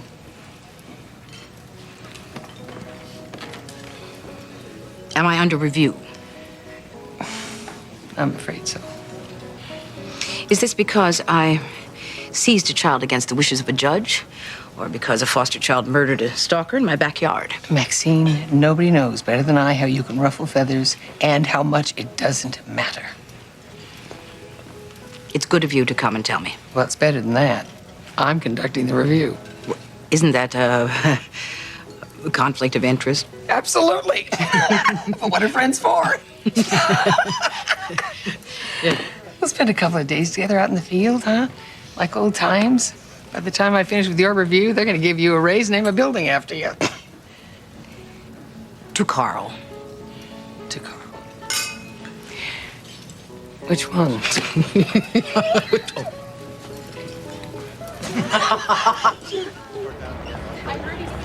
Okay, Rochelle, deep breath.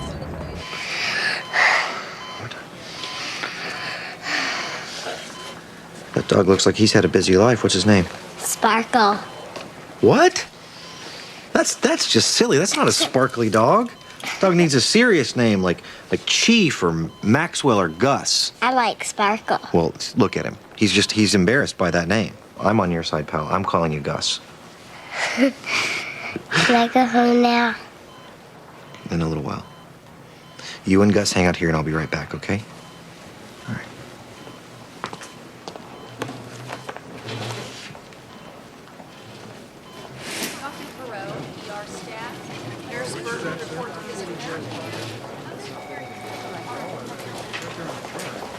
Hey, I've got a problem. Good, that means I don't. 4-year-old in exam 2 with papillomavirus. Who brought her in? Parents. Do I tell them before I call DCF? No. If the father's the abuser and you mention a sexually transmitted disease, he'll likely grab the kid and bolt. It'll take DCF an hour on a good day to get down here. That's my problem. Tell DCF it's a rush and tell the parents you're doing more tests. Right. But Kyle, don't run more tests. We can't afford it. I'm onto the drill by now. Mr. and Mrs. Cobbs, I've got the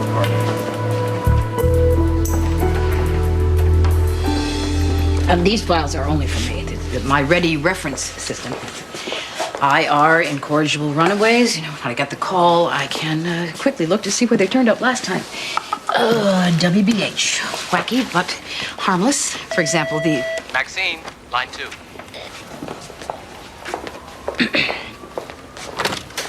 Maxine Gray. Hello, Kyle. When was she admitted? All right, stall the parents. I will get there as soon as I can. It's my nephew, Richard's son. He's a resident at St. Mike's, and I am ludicrously proud of him. Sounded like official business. He was diagnosed a 4-year-old with STD.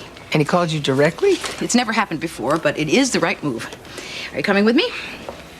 I've never been really nuts about field work, Maxine. You are here to observe me, are you not?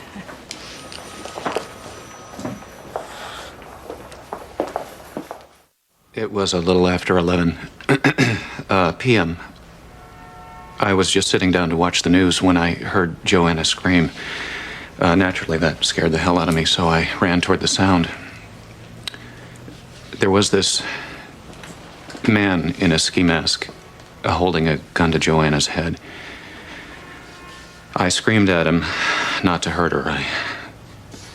I said I'd give him money, whatever he wanted.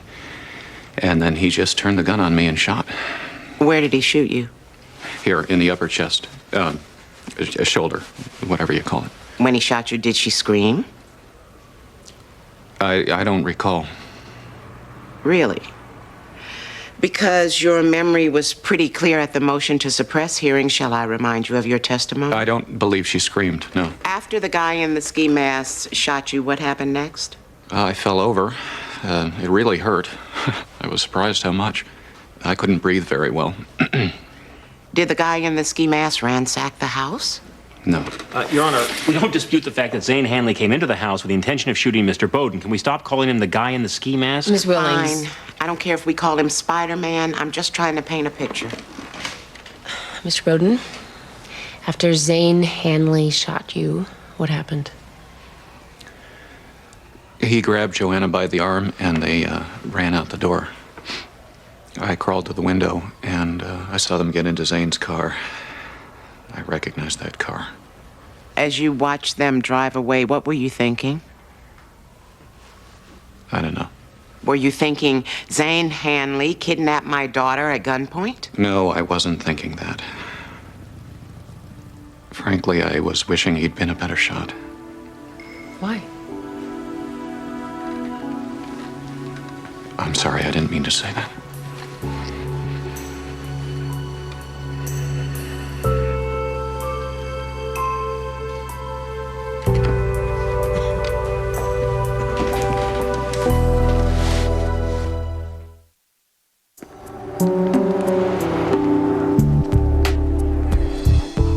Signs of abuse.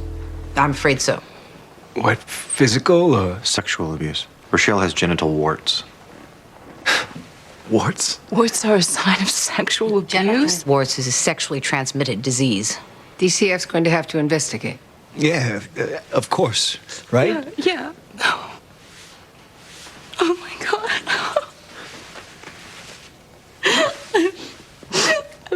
Are you going to take her away? Perhaps we can find out what happened before Rochelle is released from the hospital. And the other children? I'm ordering that all the children be checked by a doctor. You're not removing them? I'd like both of you to agree to an examination as well. Whoa, whoa, whoa. Are you suggesting... I'm asking for your consent to an examination.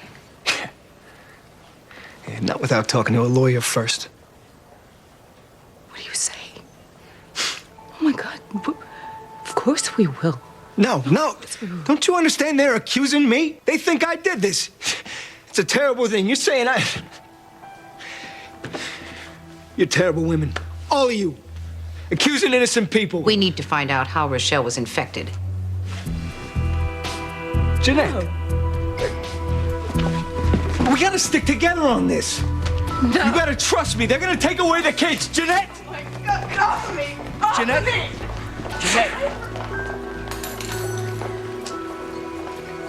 Now I remember why I hate working in the field. How often would you say it is that you and your father have that kind of fight? Like screaming and yelling and stuff. Once a week, maybe. So this isn't anything out of the ordinary? I might have been a little madder than usual. Because he told you he didn't want you going out with Zane anymore. Yes, because he doesn't know Zane. He just makes judgments based on how he's dressed and because he has his eyebrow pierced. Okay, so you storm over to Zane's house, you tell him about the fight, you're still really angry. Then what happened? I said something stupid, but I didn't mean it. What did you say? I said that sometimes I fantasize that... Yes? Sometimes I fantasize that my father died in an accident or something. And then I'd go to court and get myself declared an adult. You know, like, I don't know, some actor kid did it. And then I could live in his house and run my own life. And what did Zane say about that? He asked me how it happened in my fantasy. I said sometimes a car wreck or sometimes a robber would break in and shoot my father and take me hostage. Then later I'd get away and come home, but my father would be dead. Then did you say, I have an idea. Why don't you pretend to be a robber and act out my fantasy and kill my father? No. Did you say anything like that? No, never. But that must have given him the idea. Objection, conjecture. Sustained. Did Zane tell you anything about any plans to come to your house that night? No. He just showed up at my house with a gun and a ski mask and said, okay, let's do it. And after he did that, did you say, great idea, and just go along with him? No, I tried to stop him. I said I didn't mean it and don't hurt my dad, but he was crazy. He just grabbed me like he was a robber and he dragged me down the hall and I was screaming. And my father came running and Zane just shot him. And after he shot your dad? He grabbed my arm and said, come on, and I didn't know what to do, so I just ran. Were you afraid of Zane? After he shot your dad? Wouldn't you be? Yes, I think I would be. No further questions, Your Honor.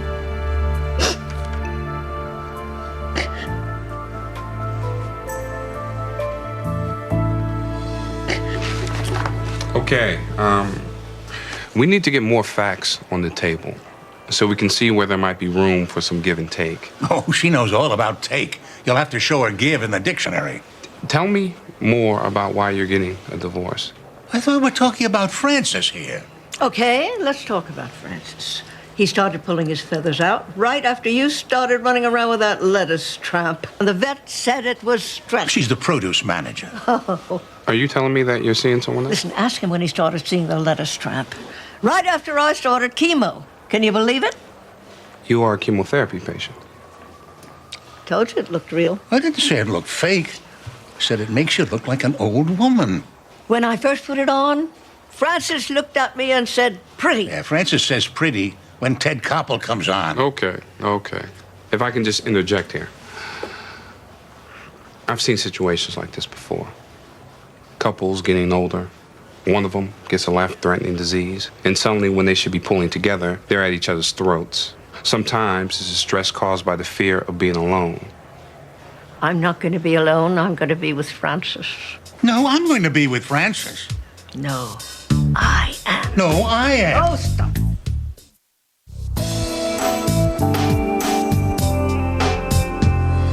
His sexual target is now unavailable, and he may turn his attention to another child.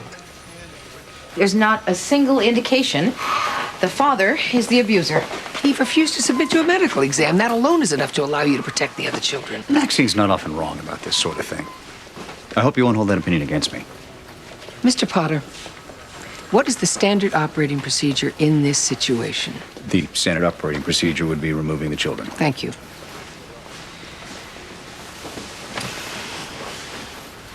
So what are you going to do instead? I've sent Robert to interview the family babysitter and daycare. Kimberly, God help us, is talking to the extended family. I would like to talk to a few of Rochelle's friends. And you think she might have confided in another child? I think I have to look at every possibility until I come up with something stronger than conjecture. That's my standard operating procedure.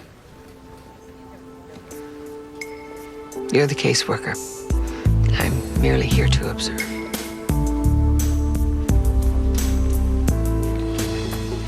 So when Joanna described the robbery scenario to you, did she say it was a fantasy of hers? No. Did she mention a car wreck, a plane crash, or any other scenario? No, it wasn't like that. So lay it out for us. She had a fight with her father. She came storming over to your house? No. No? She wasn't mad by the time she got to my house. She was all hyper. And right away, she said she had a plan. She knew how we could get her father out of the way, and she'd end up with all his money. And this plan was the fake robbery? Objection, leading. Your Honor, in the interest of not being here all day. Overruled. You may answer. Yeah, she had it all worked out. I'd come over after they went to bed, I'd pretend to kidnap her, take her father's wallet, and shoot him on the way out. Then she'd pretend to get away and call the cops. That's a lie. Miss Bowden. Why are you doing this? He's making this up. You know I'm not. Why are you doing this? Okay, let's settle down. Ms. Willings. Your Honor, I'd like to refer to Exhibits 1 and 2. Thank you. Zane, do you recognize this? Yeah, it's a blow-up of a map I gave you. And who gave the map to you? Joanna. Will you please tell the court what this is?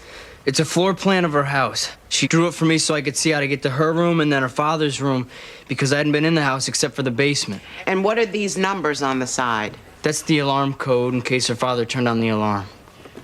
Your Honor, I'd also like to submit into evidence the forensics report on the note, which confirms, as stipulated, two sets of fingerprints belonging to Zane Hanley and Joanna Bowden.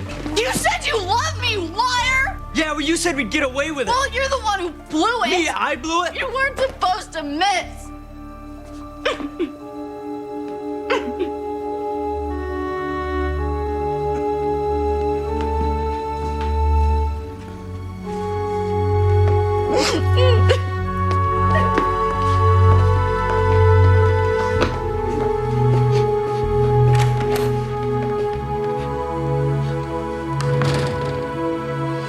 Gregory Bolsevich, please stay. The rest of the class dismissed.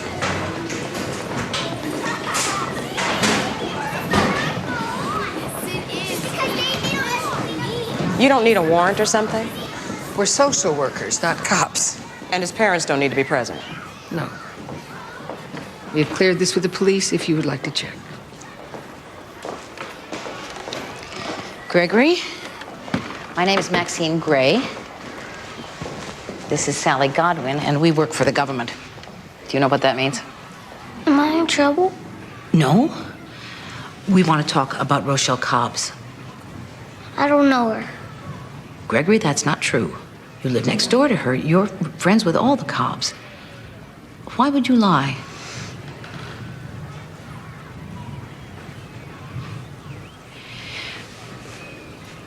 Gregory, Rochelle is in the hospital. Why? Did she say I hurt her? Because I never hurt her. I thought you said you didn't know her. Sally, we're worried that whatever it is that's making Rochelle sick might make the people around her sick too. What kind of sick? It's the kind of sick that people can get when they touch each other. Did you touch Rochelle?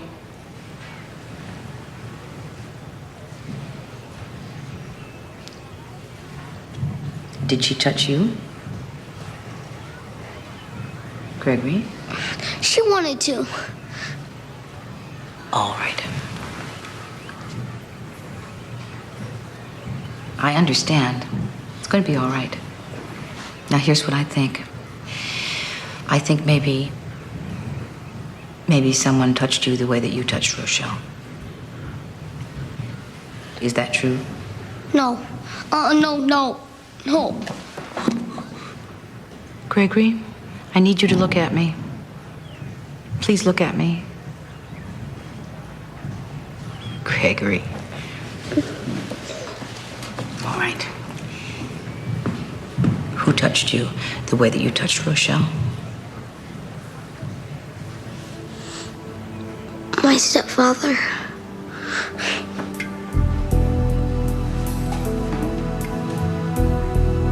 Thank you.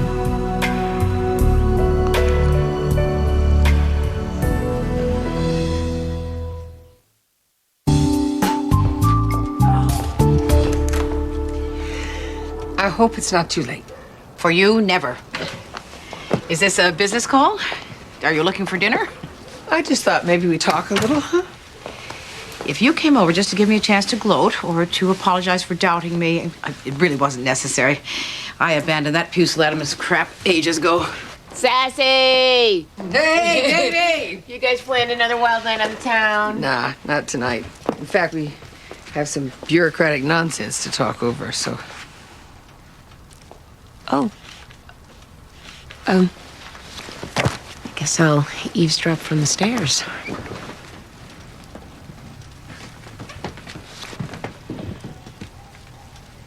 What is it, Sally? Maxine, the way you handled the Cobbs case, I've gone through some of your files. You got some things here. Nobody's perfect. Yeah. You, slammed a gas tank door on a boy's penis? He was urinating in my car. Anyway, I went to anger management for that. Not to mention helping the boy find placement. You once had a fellow DCF worker impersonate a cop. We saved a boy from being beaten to death. You insulted the lieutenant governor on the evening news and refused to apologize. I'm kind of proud of that one. A girl runs away from rehab boot camp. You send her back, and she commits suicide. Sally, these are at-risk children. Some of them don't make it, you know that. You take a girl out of her foster home, send her back to her abusive parents where she shoots and kills her stepfather. What has happened to you? To me?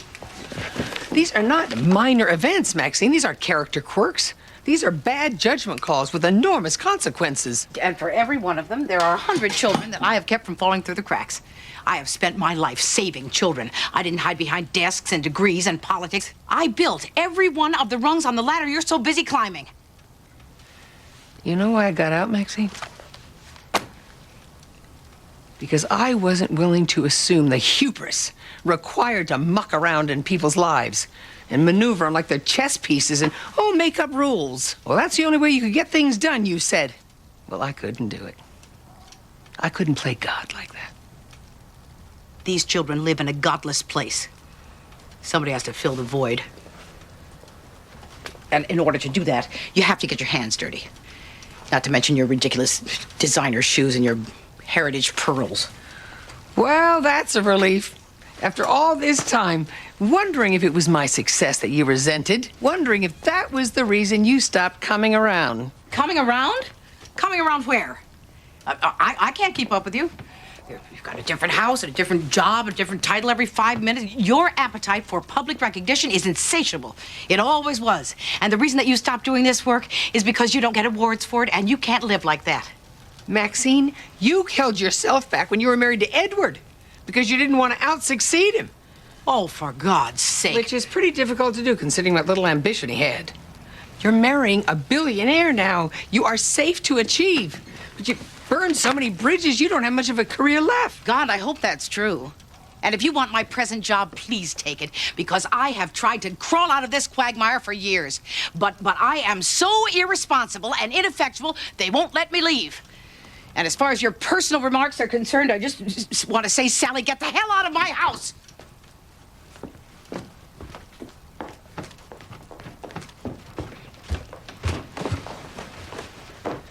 You forced my hand, Maxine. Get out! Now!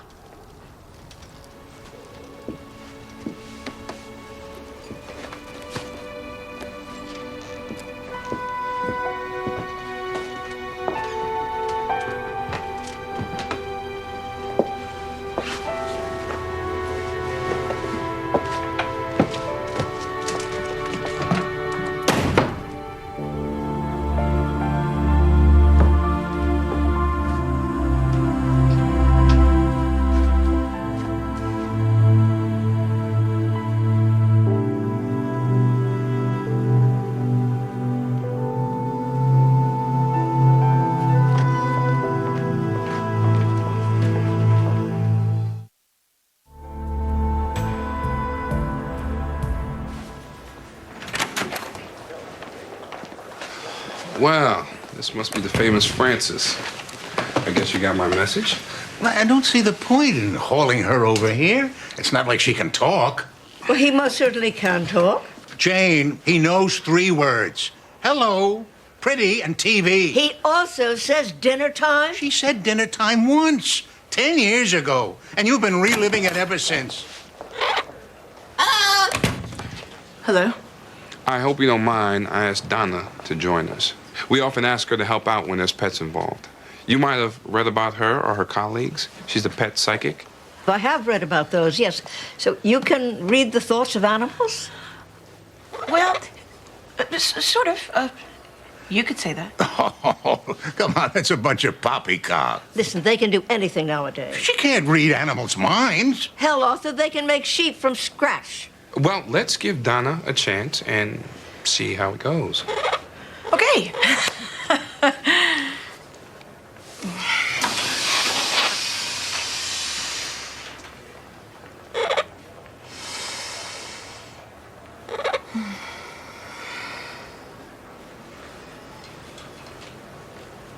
Well, this bird is not a happy bird. Are you sensing stress? This bird's under a lot of stress. Yeah, who isn't? He feels Francis's concern about someone's health issues.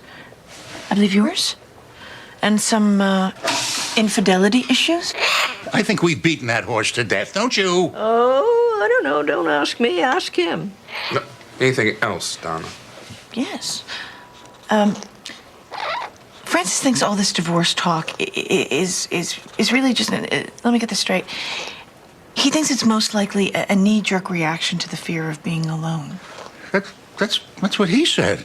Well, Francis thinks that if people can stick together for the sake of their children, then the 3 of you can tough it out through anything for the sake of the family.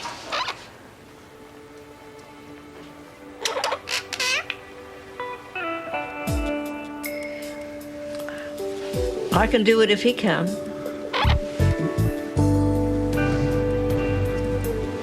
I'm only doing this for you. Francis. I don't think any of you are on the edge of your seat wondering how I'm going to rule. The state has done a thorough job of proving its case, and I find Joanna Bowden delinquent as to all charges. Given the gravity of the offense, I am sentencing you to be committed to DCF with initial placement at the state training school until your 18th birthday, with a 3-year probation following that.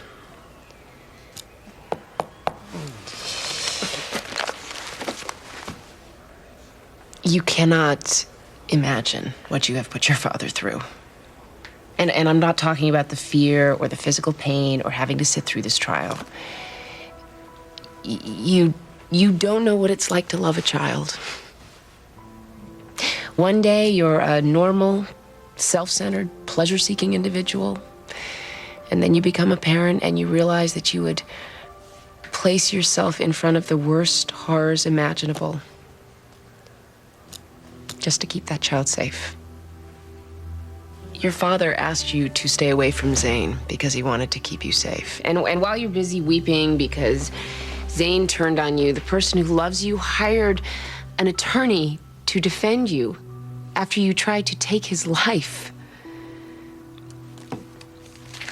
I'd like you to think about that, and maybe that thought will pierce your apparently glacial heart, and someday you'll realize what you've done.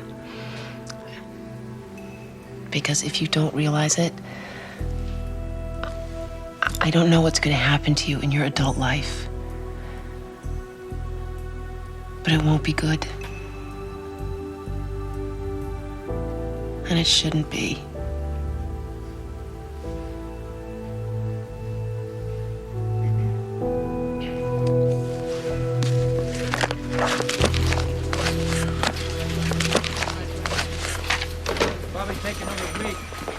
Gregory Bozovich has tested positive for genital warts, as has his stepfather. The boy was reenacting his own abuse from Rochelle Cobbs? I don't know. It might have been just an innocent game of doctor. Let's leave that up to the psychologists. The important thing is the adult abuser has been identified and charged. You were right. Miss Godwin. Nice to see you again. May I have a moment to say goodbye to an old friend?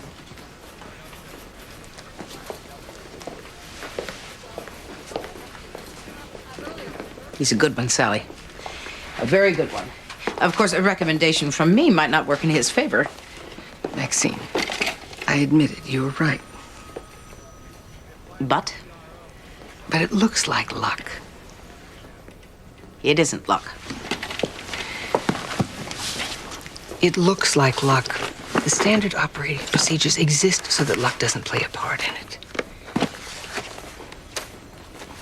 And I wasn't the one filing this report. If it was someone who didn't know you, I see.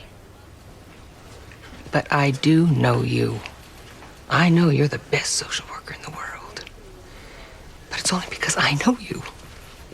If you weren't my friend. But I am your friend. I hope you'll come to my wedding. Of course I will.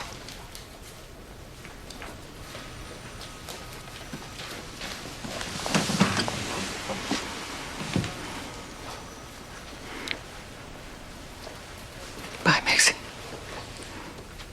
Goodbye, Sally.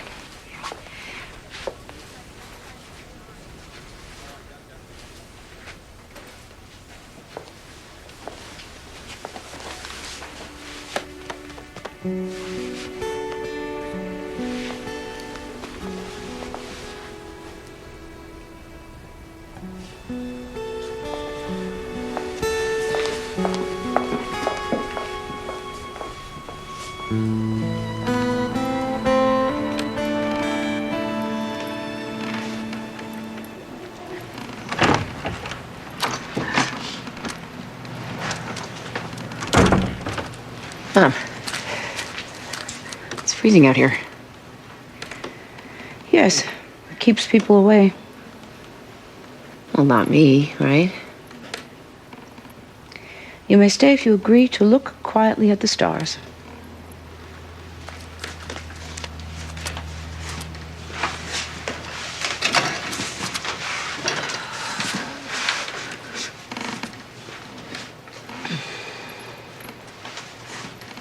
Oh, look. There's the Big Dipper over there. And there it is over there. And over there. Don't they all look like the Big Dipper?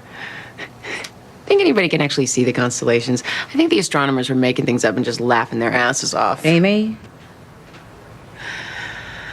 I don't like it when you get quiet and sit in the dark. Did you and Sally make up? Oh, sure. But it'll never be the same. Why not? Things were said. Damage was done, can't be undone. Oh, sure it can. Time will take care of that. I remember when I used to believe things like that.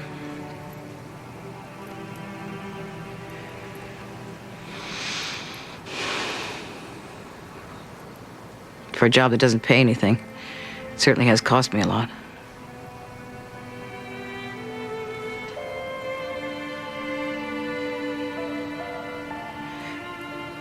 I think you're right about the stars.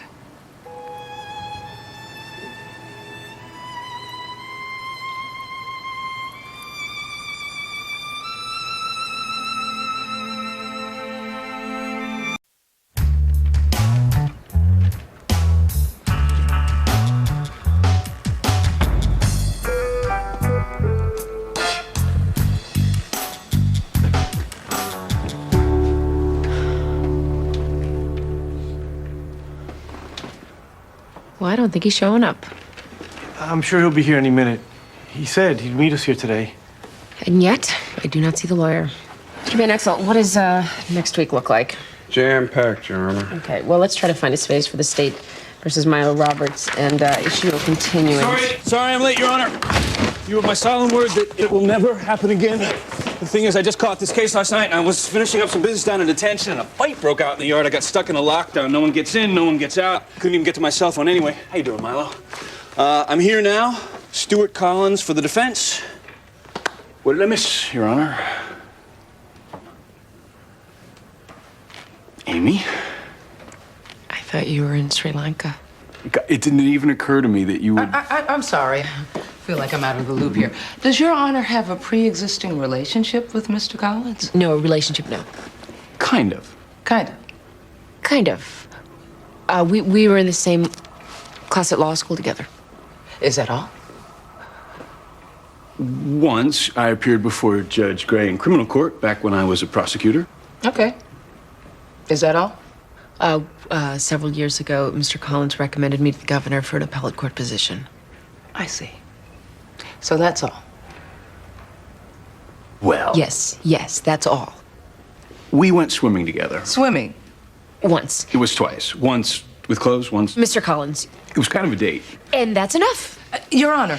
Yes. I have a couple of questions. Yes, I'm sure you do, but I'm not going to answer any of them because I'm officially recusing myself from this case. So, Mr. Van Exel, would you please find another docket for the state versus Milo Roberts? And hey, how about a 10-minute recess? How does that sound? Sounds good to me, and that'll bring us to 5 o'clock. And have a good evening, everyone. 10-minute recess.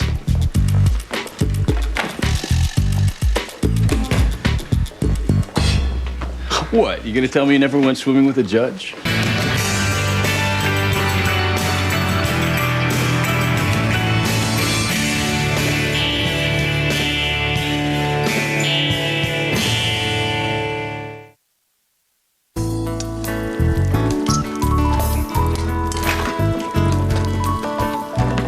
No, absolutely not. Go change. Come on. What's wrong with this shirt? Okay, first of all, that's not a shirt. That's a third of a shirt. It's called a belly shirt. And for your information, everyone wears them. Well, for your information, I don't care if everybody wears them. You're too young to wear it. According to who? According to me. I knew you were gonna say that. And your doctor. Dr. Pollard says I can't wear a belly shirt? Yes, she does. On account of your condition. What condition? Your prematurely inverted belly button condition. No, well, sure, it looks fine now because we had it fixed when you were an infant. But too much exposure to sun or air, and it might pop out again. And I don't think that's a risk you want to take. I don't believe you. Go change your shirt! What was she thinking? Heaven's sake, Amy, your belly button is on display here 3 times a week. Well, I'm an adult. I'm allowed. Yes, you are, and you can flash your navel anytime you want to.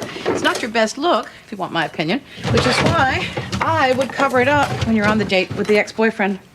Okay. All right. First of all, it's not a date. It's a lunch. And second of all, Stu was never a boyfriend. I'm sorry, perhaps boyfriend is the wrong word. What do you call a person with whom you are occasionally naked? Knock, knock. Hi. Can one of you watch Ned? Please say yes. When you say watch... Our babysitter is late. Her Yugo broke down again. And we have a doctor's appointment this morning. Can't you reschedule? I've been down that road. No, we can't reschedule. This is the appointment. We're getting the amnio results, so we're gonna, find out the gender. Oh, you don't want to be surprised? Why does everyone say that? Yes, we want to be surprised. We just want to be surprised today. It'll only be for an hour or so. Susie, the babysitter, she can meet you here. Well, I have to do carpool. Well, seeing as how I've been forbidden to ever try carpool again, it looks like it's you and me, Ned. Oh, thanks.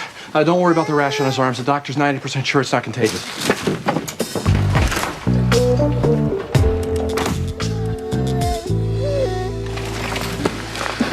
Paget v. Paget. This is a petition to modify a custody arrangement. Donald Paget is suing for full legal guardianship of their daughter, Lila. Ms. Marks? Thank you. Your Honor, a little over a year ago, and without my client's consent, Lila Paget, then 13 years old, signed a recording contract with the company Teen Dream Productions. Her mother co-signed the contract as Lila's legal guardian. I take it Lila is an accomplished singer. Her second CD comes out next month. She also dances and acts and... But apparently no longer attends high school. She's dropped out. She'll get her GED. She's being tutored. Tutored in what? How to dress like a stripper? Look at what they've got her wearing in these magazines. Mr. and Mrs. Paget, you're actually not on Judge Judy, so let's just pretend to be civil. Continue. Your Honor, my client believes that Lila's mother has made a series of irresponsible and neglectful decisions regarding his daughter's welfare. As part of a touring musical act, she's been exposed to a dangerous and unhealthy lifestyle. Her education has been ignored, and her image has been exploited, sexualized, and mass marketed. Your Honor, if I might interject. Please, interject away. Ms. Paget has not ignored her daughter's education. In fact, she's done quite the opposite. She has ensured it. Lila is poised to make between $200,000 and $300,000 next year, all of it earmarked for a college savings fund. She's not going to get into college if she doesn't bother with high school. She's got an opportunity to see the world here. Oh, yes, and now the world has an opportunity to see her. Take a look. Coming to a newsstand near you, my daughter's cleavage. We would like these entered into evidence, please. I've explained this to him. Those are called proofs, and we have the right to say no to any of those pictures. That is not the point. The point is that you let them be taken at all.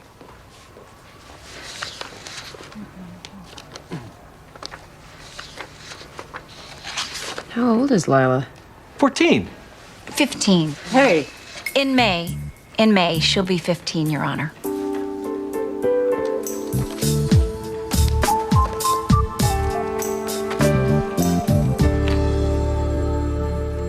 We care about William quite a bit. But I'll be honest with you, it's been a challenge. We tried to make him feel comfortable. We did more than try. We gave him his own room, left him alone. We never really knew what was going on with him. It seemed like he was always upset. You do know what he's lived through, don't you? A refugee from Sudan.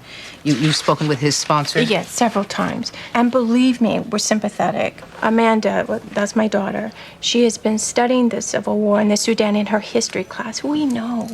And we tried to arrange for William to talk to her class, but he wasn't interested. Not in speaking to a class, but he was definitely interested in Amanda.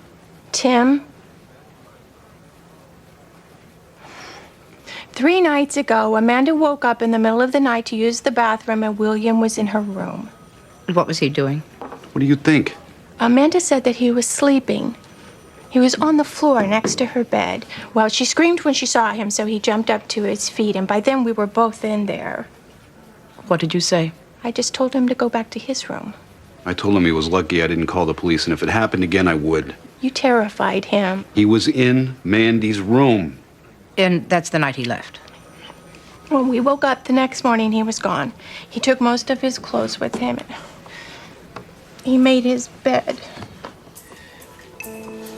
There was no note or anything, and he didn't go to school. So we checked the neighborhood, called the police. He's not coming back.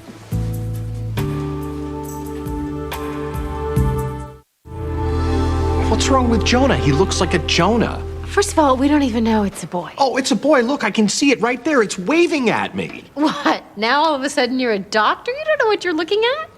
For all we know, that's his elbow. Or mine. Oh, I'm sorry I kept you waiting. Oh, doctor, that sonogram was incredible. You can actually see the baby's heart beating. I swear I could feel her kicking. Okay, so tell us it's a boy, isn't it? Because I'm sure I You know saw what? I've changed my mind. We want it to be a surprise. Mr. and Mrs. Gray, let's slow down for just a second. I just received the results of your amniocentesis. Yes? There's a problem. The numbers are pretty raw, but in 12% of amniotic fluid samples, more than one cell type is revealed. This can be reflective of fetal mosaicism. What? What does that mean? In your case, the karyotype indicated approximately 7% of the fetal cells. Is that bad? There's a significant, if difficult to quantify, possibility that your baby will be born with certain congenital defects. What defects? It's known as trisomy 18. The syndrome is associated with a broad spectrum of variable abnormalities consisting of defects to the heart, the kidneys, and part of the bone structure. I'm sorry.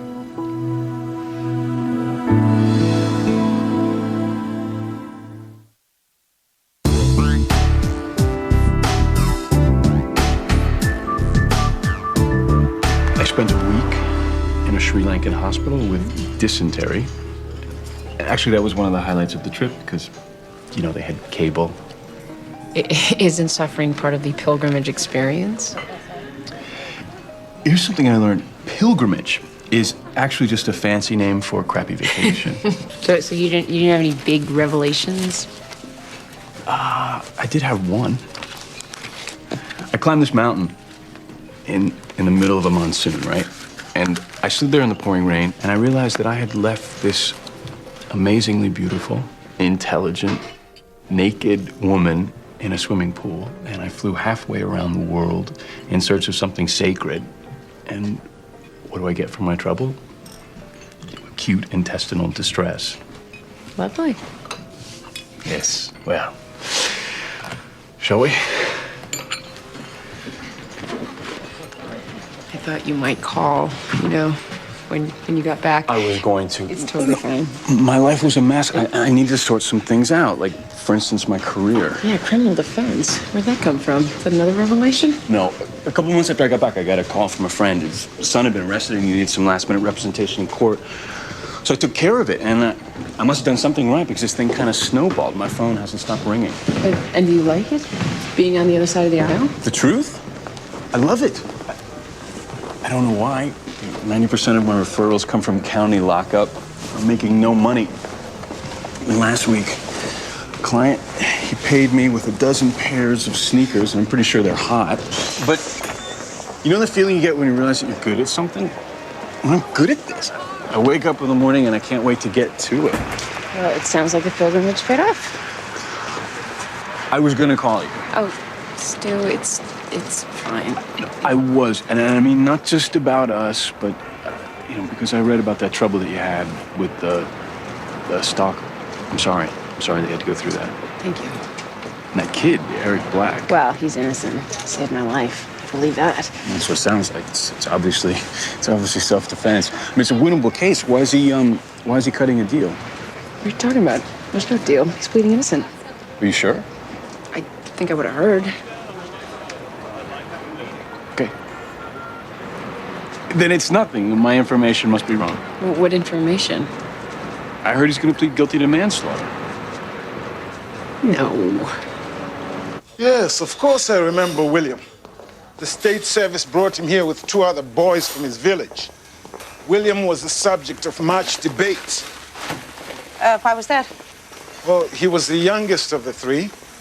The state insisted that we find a foster family for him. And with good reason, I imagine. William is 15? It's hard to say exactly. By the time most of these boys reached the refugee camp in Kenya, they'd been walking for many months, years in some cases. 8 workers in the camp made their best guess and assigned approximate ages. We were told William was 15. The state errs on the side of caution. They consider William a minor. Perhaps that's a mistake. Perhaps that's the law. How much do you know of these refugees, the ones they call the Lost Boys of the Sudan? I've read a bit. Is this a quiz? William's village was burned to the ground by army forces. He was one of 20 boys who escaped into the bush. They found each other, started walking.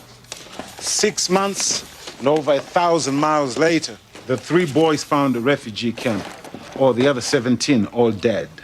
Starvation, thirst, some were ripped apart by predators, lions, hyenas, crocodiles. All I'm saying is, in some ways, William is no more a minor than you or I. Do you think he'd be better off living on his own? I'd hope that he'd be allowed to live with Jacob and Tabor. The other survivors from his village? Yes, they've got an apartment together downtown. We're working very hard on finding them jobs. May I have the address for this apartment? Mr. Dutt? If William is picked up as a runaway, he goes into something called a secure placement. That's basically juvenile lockup. We'd like to avoid that. About a month ago, this colleague of mine, guy in sales, came back from a business trip to Japan, and he brought me a videotape, something he'd seen on Japanese television. There's a video starring my daughter. The record company that she signed with was test marketing it overseas. Where it was a big hit. Most parents would be proud. Have you seen the video? She looks like a hooker. It's called Makeup and New Clothes. She's a teenager, Donald. Maybe you've read about them in books. They like to dress up. Moving on. All I know is I put the video in at lunch, and I was stunned and horrified and angry. I made 2 phone calls. The first was to Lila's mother, and the second was to my lawyer. May we watch the video now? Please. And just for the record, what is the name of the video? Baby, tie me up. Charming. It's kind of a play on words.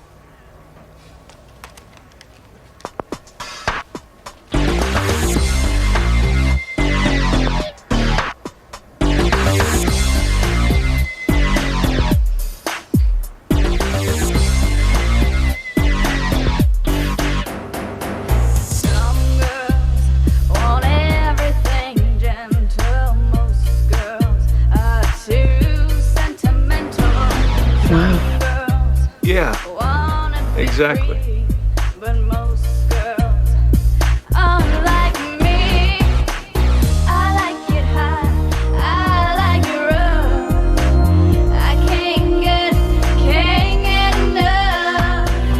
So how long does this go on?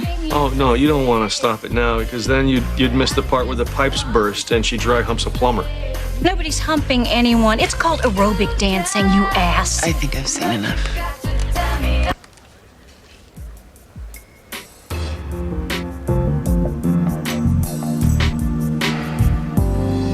Two knife wounds, one gunshot. Oh, and one guy who, get this, was tomahawked in the head. Again? Third time this month. Really? No, Kyle, you need sleep. Peter, what? You realize there's a lunatic running around Hartford with a tomahawk? What's going on? You okay? I need to talk. Can we talk? Yeah, come with me. I don't know what to do. I need information. He said only 7% of the cells were affected. Well, that's something to consider. It can be as high as 50%. Right, so there's a good chance the baby doesn't even have it. According to the latest research, you can have symptoms with as little as 5%. So he is gonna have it? No, I don't know. I'm not gonna say that. He could be born with no problems whatsoever. Yeah. Good. Well, what do we do? I mean, how can we make that happen? Vitamins, a hormone treatment? What about prenatal surgery? I've read about that. Peter, there's nothing you can do about this. It is what it is. Okay, let's say the baby did have problems. They might be pretty minor, right? Without reading the file, without looking at the test results, Kyle, I'm an insurance guy. That's who I am. I need to know the risks, probabilities. What can we do? In a situation like this, there's a range of possible responses. Have you considered all of them? I don't know. What do you mean? Jillian's only in her 16th week. Yeah. Oh, I see. Oh.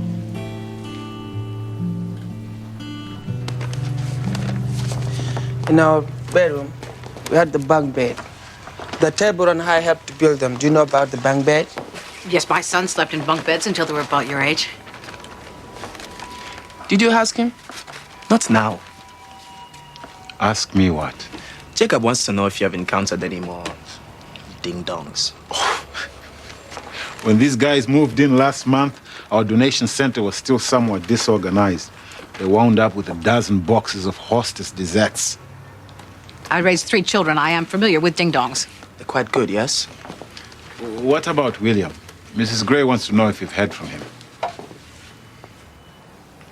We spoke to him last week. We were supposed to visit him, but he never called again. Okay, listen. Next time he calls, you tell him to call me. And when you hang up, I want you to call me. Is William in trouble? No. If he asks, the answer is no. But we need to find him. We're filing for a change of venue. Why? Because the potential jury pool couldn't fill a bathtub. That's why. Read the motion. Let me call you back. Amy, I know. I owe you a phone call. I just got buried this week. Cutting a deal for manslaughter. What? Last time I talked to Eric, he was pleading innocent on all charges. We were going ahead to trial. Now I hear it might be a deal for manslaughter. Where did you hear that? Is it true? There have been some discussions. Oh, that's just great. It would have been nice to be part of those discussions. Amy, you are neither the client nor are you his lawyer. You're not even a foster parent. Your interests are not my priority. Eric's interests are my interests. He's part of my family. Well, a manslaughter plea could mean 1 year detention maximum, no more. Now that's worth considering. No. It is still 1 year in jail with an admission of guilt that's going to be with him for the rest of his life. He's innocent, Jane. It's a gamble. If he loses, he could be locked up until he's 21. It's a winnable case. I knew this would be a problem when I took this job. Why do you think I don't return your phone calls? What?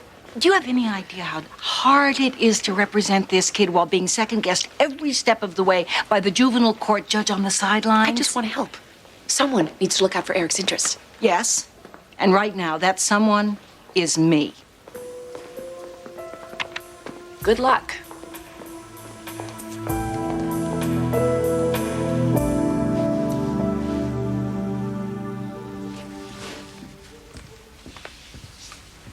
What are you doing? Come on, you've read that book. Babies can hear music, even in the womb. It stimulates them. Okay, I feel ridiculous. Listen, talked to Kyle this afternoon. What do you think, ambient, new age, or soulful classical? Ravel or Michael Hedges? I don't know. New age will probably irritate him. Let's go with the classical. Kyle explained that there can be a pretty big difference between a situation like ours with 7% of the cells affected and, say, 50%. Peter, the baby's going to be fine. We need to talk about this. Who's we? You and me, or you and your whole family? It was only Kyle. Look, I didn't tell anyone else. Oh, please don't. Peter, if there was anything wrong with this baby, I'd know it. I would. Kyle suggested that we, consider all our options. What options? Well, you're only at 16 weeks, You're which talking means about ending the pregnancy? it's one of our options. Is that what you want? Julie and I want everything to be all right, but statistically speaking... Peter, you're not listening to me. Forget the statistics. Our baby will be perfect. Trust me.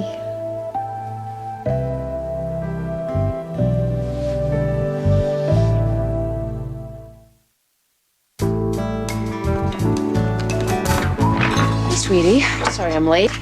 How was your day? You're kidding, right? No. Lauren, is this because I made you cover up your belly button? What's going on? What's wrong? How do you think my day was? I have no idea. Is it true? You're gonna have to give me something a little more than that. You're the judge who's gonna tell Lila Paget she can't sing anymore? No, And you're censoring her video? How would you know? Where are you hearing this? It's all over school. Everyone knows. It was on the internet. I'm on the internet? Lindsay read about it on lilapaget.com. She told Taylor, who told everybody, and at lunch this whole mess of girls comes over to my table and asks me why my mom's trying to wreck Lila's career. And what'd you say? I said you would never do that. I said you were too cool. I lied. Lauren. You know I cannot talk about my cases outside of my courtroom. And I can't name any names. But if this girl were in my courtroom, and I'm not saying she is, but I would listen very carefully, and I would try to do whatever is in her best interests. That's my job. What about my best interest? You're going to decide that Lila Paget's not allowed to sing anymore. And then everyone... How do you even know this girl's music? Since when are you listening? She used to be on Radio Disney all the time. Okay, what I heard, her music, her videos, she's a little old for Radio Disney. So what? Everybody grows up, Mom, and there's nothing you can do about it. It's unbelievable. Get this? Apparently now I'm supposed to run my docket past my 10-year-old daughter. What did you say to Jane Marquette? What? I just got off the phone with her, and she told me you were interfering with Eric's defense. Mom. That you ambushed her in the courthouse She today? wouldn't return my calls. I had to talk to her. Do you know what she's considering? She wants Eric to plead guilty to manslaughter. Let her do her job. She knows what she's doing. And I don't? I've been doing this for 4 years, Mom. I think I know my way around criminal defense. She told me that a manslaughter charge would guarantee Eric minimal jail time. If he goes to trial, he could lose. See, if he loses, he's got the wrong lawyer. It's a winnable case. How come everyone can see this but Jane? Who's everybody?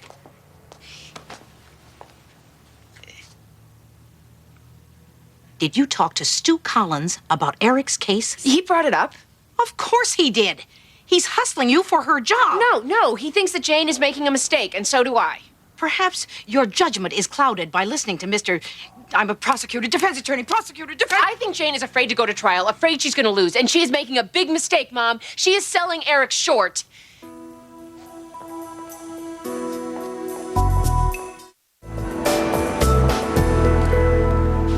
In some ways, Lila has more supervision than most girls her age.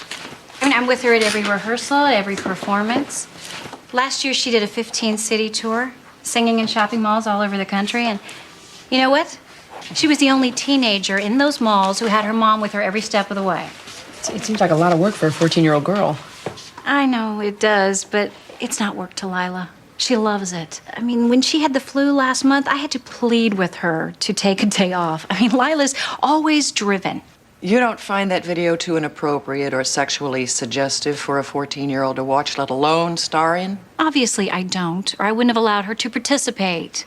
Mrs. Paget, is there anything you would not allow your daughter to do in one of these videos? Excuse me. Objection, argumentative. Your Honor, Mrs. Paget is Lila's legal guardian. I think it is important to establish where she draws the lines regarding her daughter's professional activities if there's anything she finds inappropriate. You may answer. That's ridiculous. Of course, there are lines I wouldn't let her cross. That's my job as her mother. So, can you give us some examples? Examples? In the video we saw in court, I take it that you approved of the song, the dance moves, Lila's costume. What costume? What I'm wondering is, what are some of the things you rejected? Can you give me an example of how you executed your veto power? Well, I didn't have to. I'm sorry if her father was uncomfortable watching that video. That's his problem. It's not mine, and it's not Lila's. He's uncomfortable with the fact that his daughter is growing up. Which I have to say is ironic, considering the message that she worked so hard to put in that video. What message? That shirts get clingy when wet? Yeah, I'm not sure if I got the entire message of the video. What was it? It's simple. Girls need to feel free to express themselves. Oh. Well, if that's the message, then I'm all for it. Which is why I would like to see her here this afternoon, where she will certainly be free to express herself.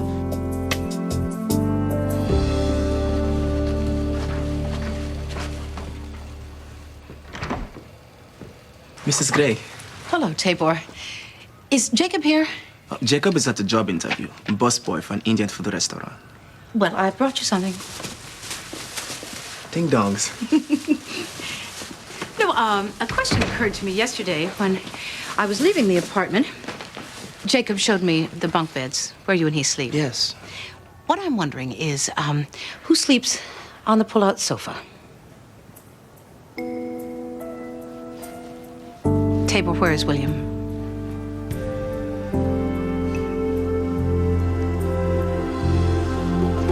I only sleep at Jacob and Tabor's home. During the day, I come here and walk around. William. Some of the food they give away for free. This is my favorite part. This whole wall, food for dogs. Amazing. Why did you run away? I made a mistake. In the refugee camp, there were teachers who instruct us in what to expect in our new lives. They told us about schools in America and that our stomachs would have a hard time adjusting to the food. But there were some things they didn't tell us. Like what? At night, everybody sleeps alone. My whole life, I never slept by myself. I don't remember my family so much anymore, but I do remember sleeping in a bed with my brother and sister. After, when the village was burned, and I was walking with Jacob and Tabor and the other boys, we slept in groups. We had to. That way, we took turns looking out for soldiers or animals. It's what kept us alive. Even in the refugee camp, I shared a tent with them. What happened at the Hawkers? Here, everything is different. At night, everyone goes into their own rooms. It is what is expected, yes? It felt strange being alone. I thought about things I didn't want to think about. My family, the boys who drowned in the river, the ones who got shot, running away from the army. followed them.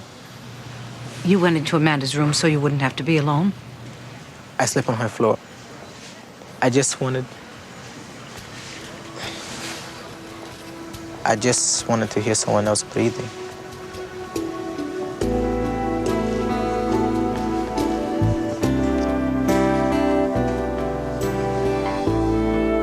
Okay, am I allowed to say sports bra in court?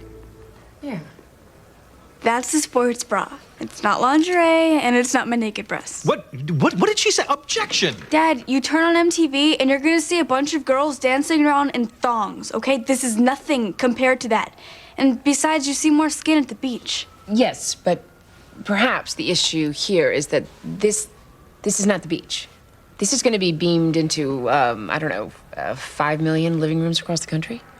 Yeah, well, I hope so. I'll be keeping my fingers crossed. So you're comfortable with that? Well, yeah, of course I am. Okay. Well, was there anything that made you uncomfortable when you were making the video? What, you mean the outfit and the wet shirt? No, those are my idea. Really? Absolutely. I was the one that suggested it. I mean, I told Gary Barrows, he's a big video director, and he did one of Britney's.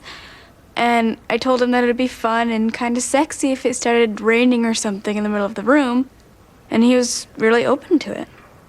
And he didn't think maybe it was a little too sexy? Well, we both wanted the video to have a message and to have it say that it's okay for girls to be okay with their sexuality. And I totally agree with that. You know, if you're on TV, you're a role model, and I take that seriously. And did anyone ever suggest that perhaps it's not appropriate for a 14-year-old to deliver that particular message? Well, Mrs. Paget, this is also a question for you. You were there when the video was made. I tried to stay out of the creative stuff. I mean, there's nothing wrong with that video. MTV is gonna love it. And besides, I know what this is all about, okay? Censorship. Gary told me. Gary, your director? What exactly did he tell you? You know he's done over 100 music videos? He has 9 MTV awards. He has Christina Aguilera on speed dial. I mean, so what if he started out making pornos? I mean, who really cares? Excuse me? He did what? It was a long time ago, and he doesn't do them anymore. He doesn't need to, because he's an artist. And besides, I love him. Oh, honey. Can we go back to the part where he was making the porno movies?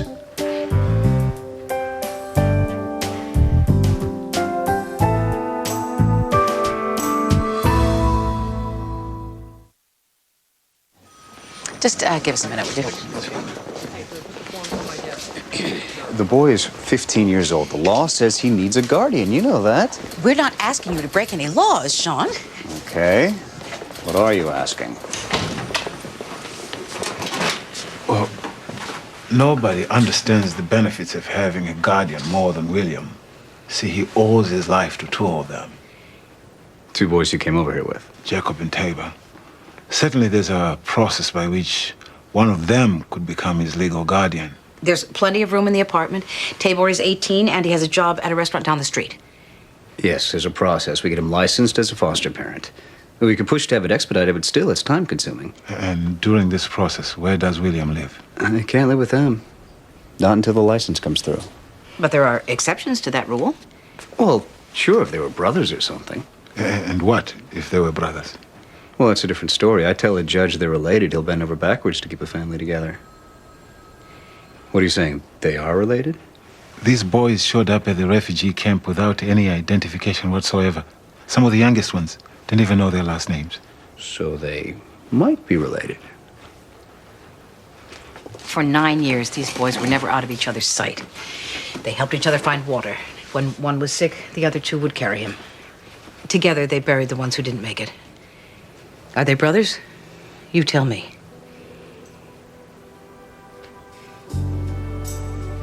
Okay. I can make that case to a judge.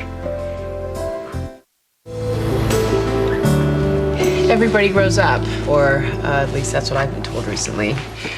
My concern here, my only job, is to make sure that you are protected as you grow up.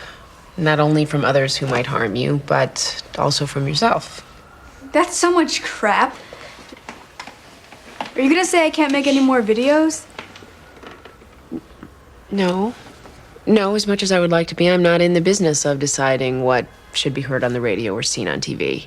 What I'm going to do is this. I'm going to amend the custody agreement between Joanne and Donald Pageant. The physical custody arrangement will remain the same, but the legal custody arrangement will be altered such that in all matters concerning Lila's career, the consent of both parents will be required. Essentially, what I'm doing is giving you both veto powers when it comes to decisions regarding any of Lila's professional contracts. Great. So I'm screwed, right? No. No, I'm not saying you can't dance and sing and be on TV and have a career, but you're not going to do any of it without meaningful supervision. And right now, your mother alone is not providing that. What you need, Lila, is a parent who sometimes will say no. And that's what I'm giving you. So in the meantime, just go be 14. This order is to remain in effect for as long as Lila is a minor. You suck.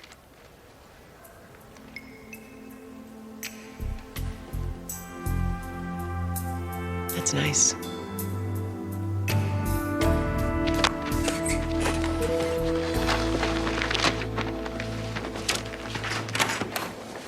Are you busy? Hi. Have you come here to watch the Wheels of Justice at work? Because the show ended at 5. I've seen Eric. How is he? All right. He's eating, and everyone's treating him well. He's keeping up with his schoolwork, and he says he wants a new lawyer.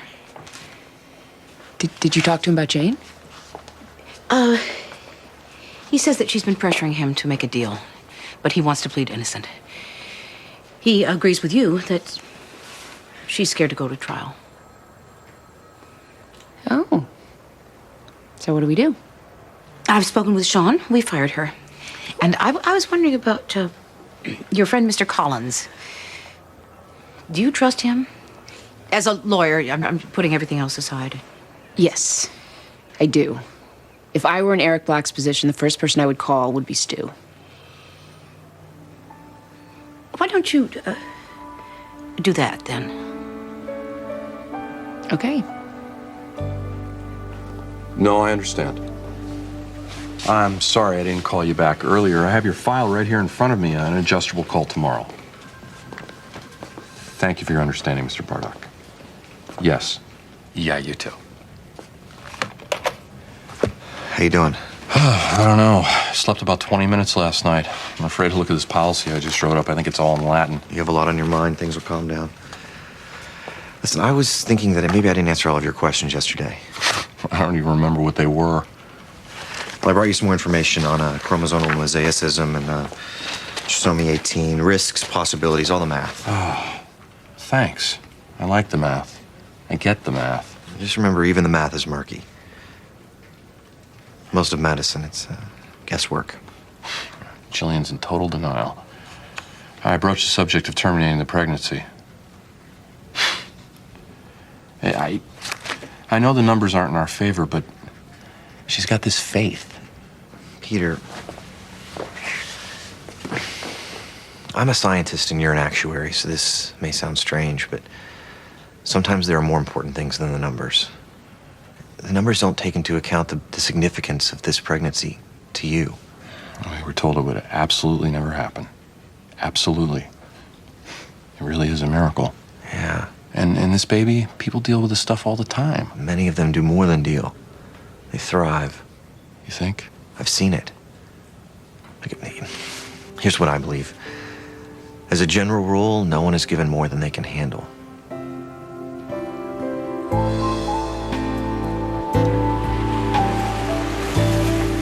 So tell me this. I take Eric's case. Are you going to be second-guessing me the whole time? Second guessing, backseat driving, armchair quarterbacking, you name it, the answer's yes. Okay. Is that gonna be a problem? No. The way I see it, it's actually more of a perk. Okay. Okay, well, there's one more thing. When you left a year ago, you and I were moving toward Believe me, I remember. And maybe at some point in the future, it would be good to figure out what that something is. It's a great idea. See, that's why you're a judge. You're smart. But if you take this case, then that gets put on the shelf for a while, okay? No romance, no nothing. Not until the case is done. Not until you've won. I want this case. I want you on this case. On the other hand, I know. Why don't I take the night, sleep on it? That way I'm not on the case. No, not there's yet. no time. There's no time. There's an arraignment tomorrow afternoon. If you sign on, then you have to go home and do 3 weeks of work tonight. When it's over, we figure all this out? That's the deal. Okay, I'm going home.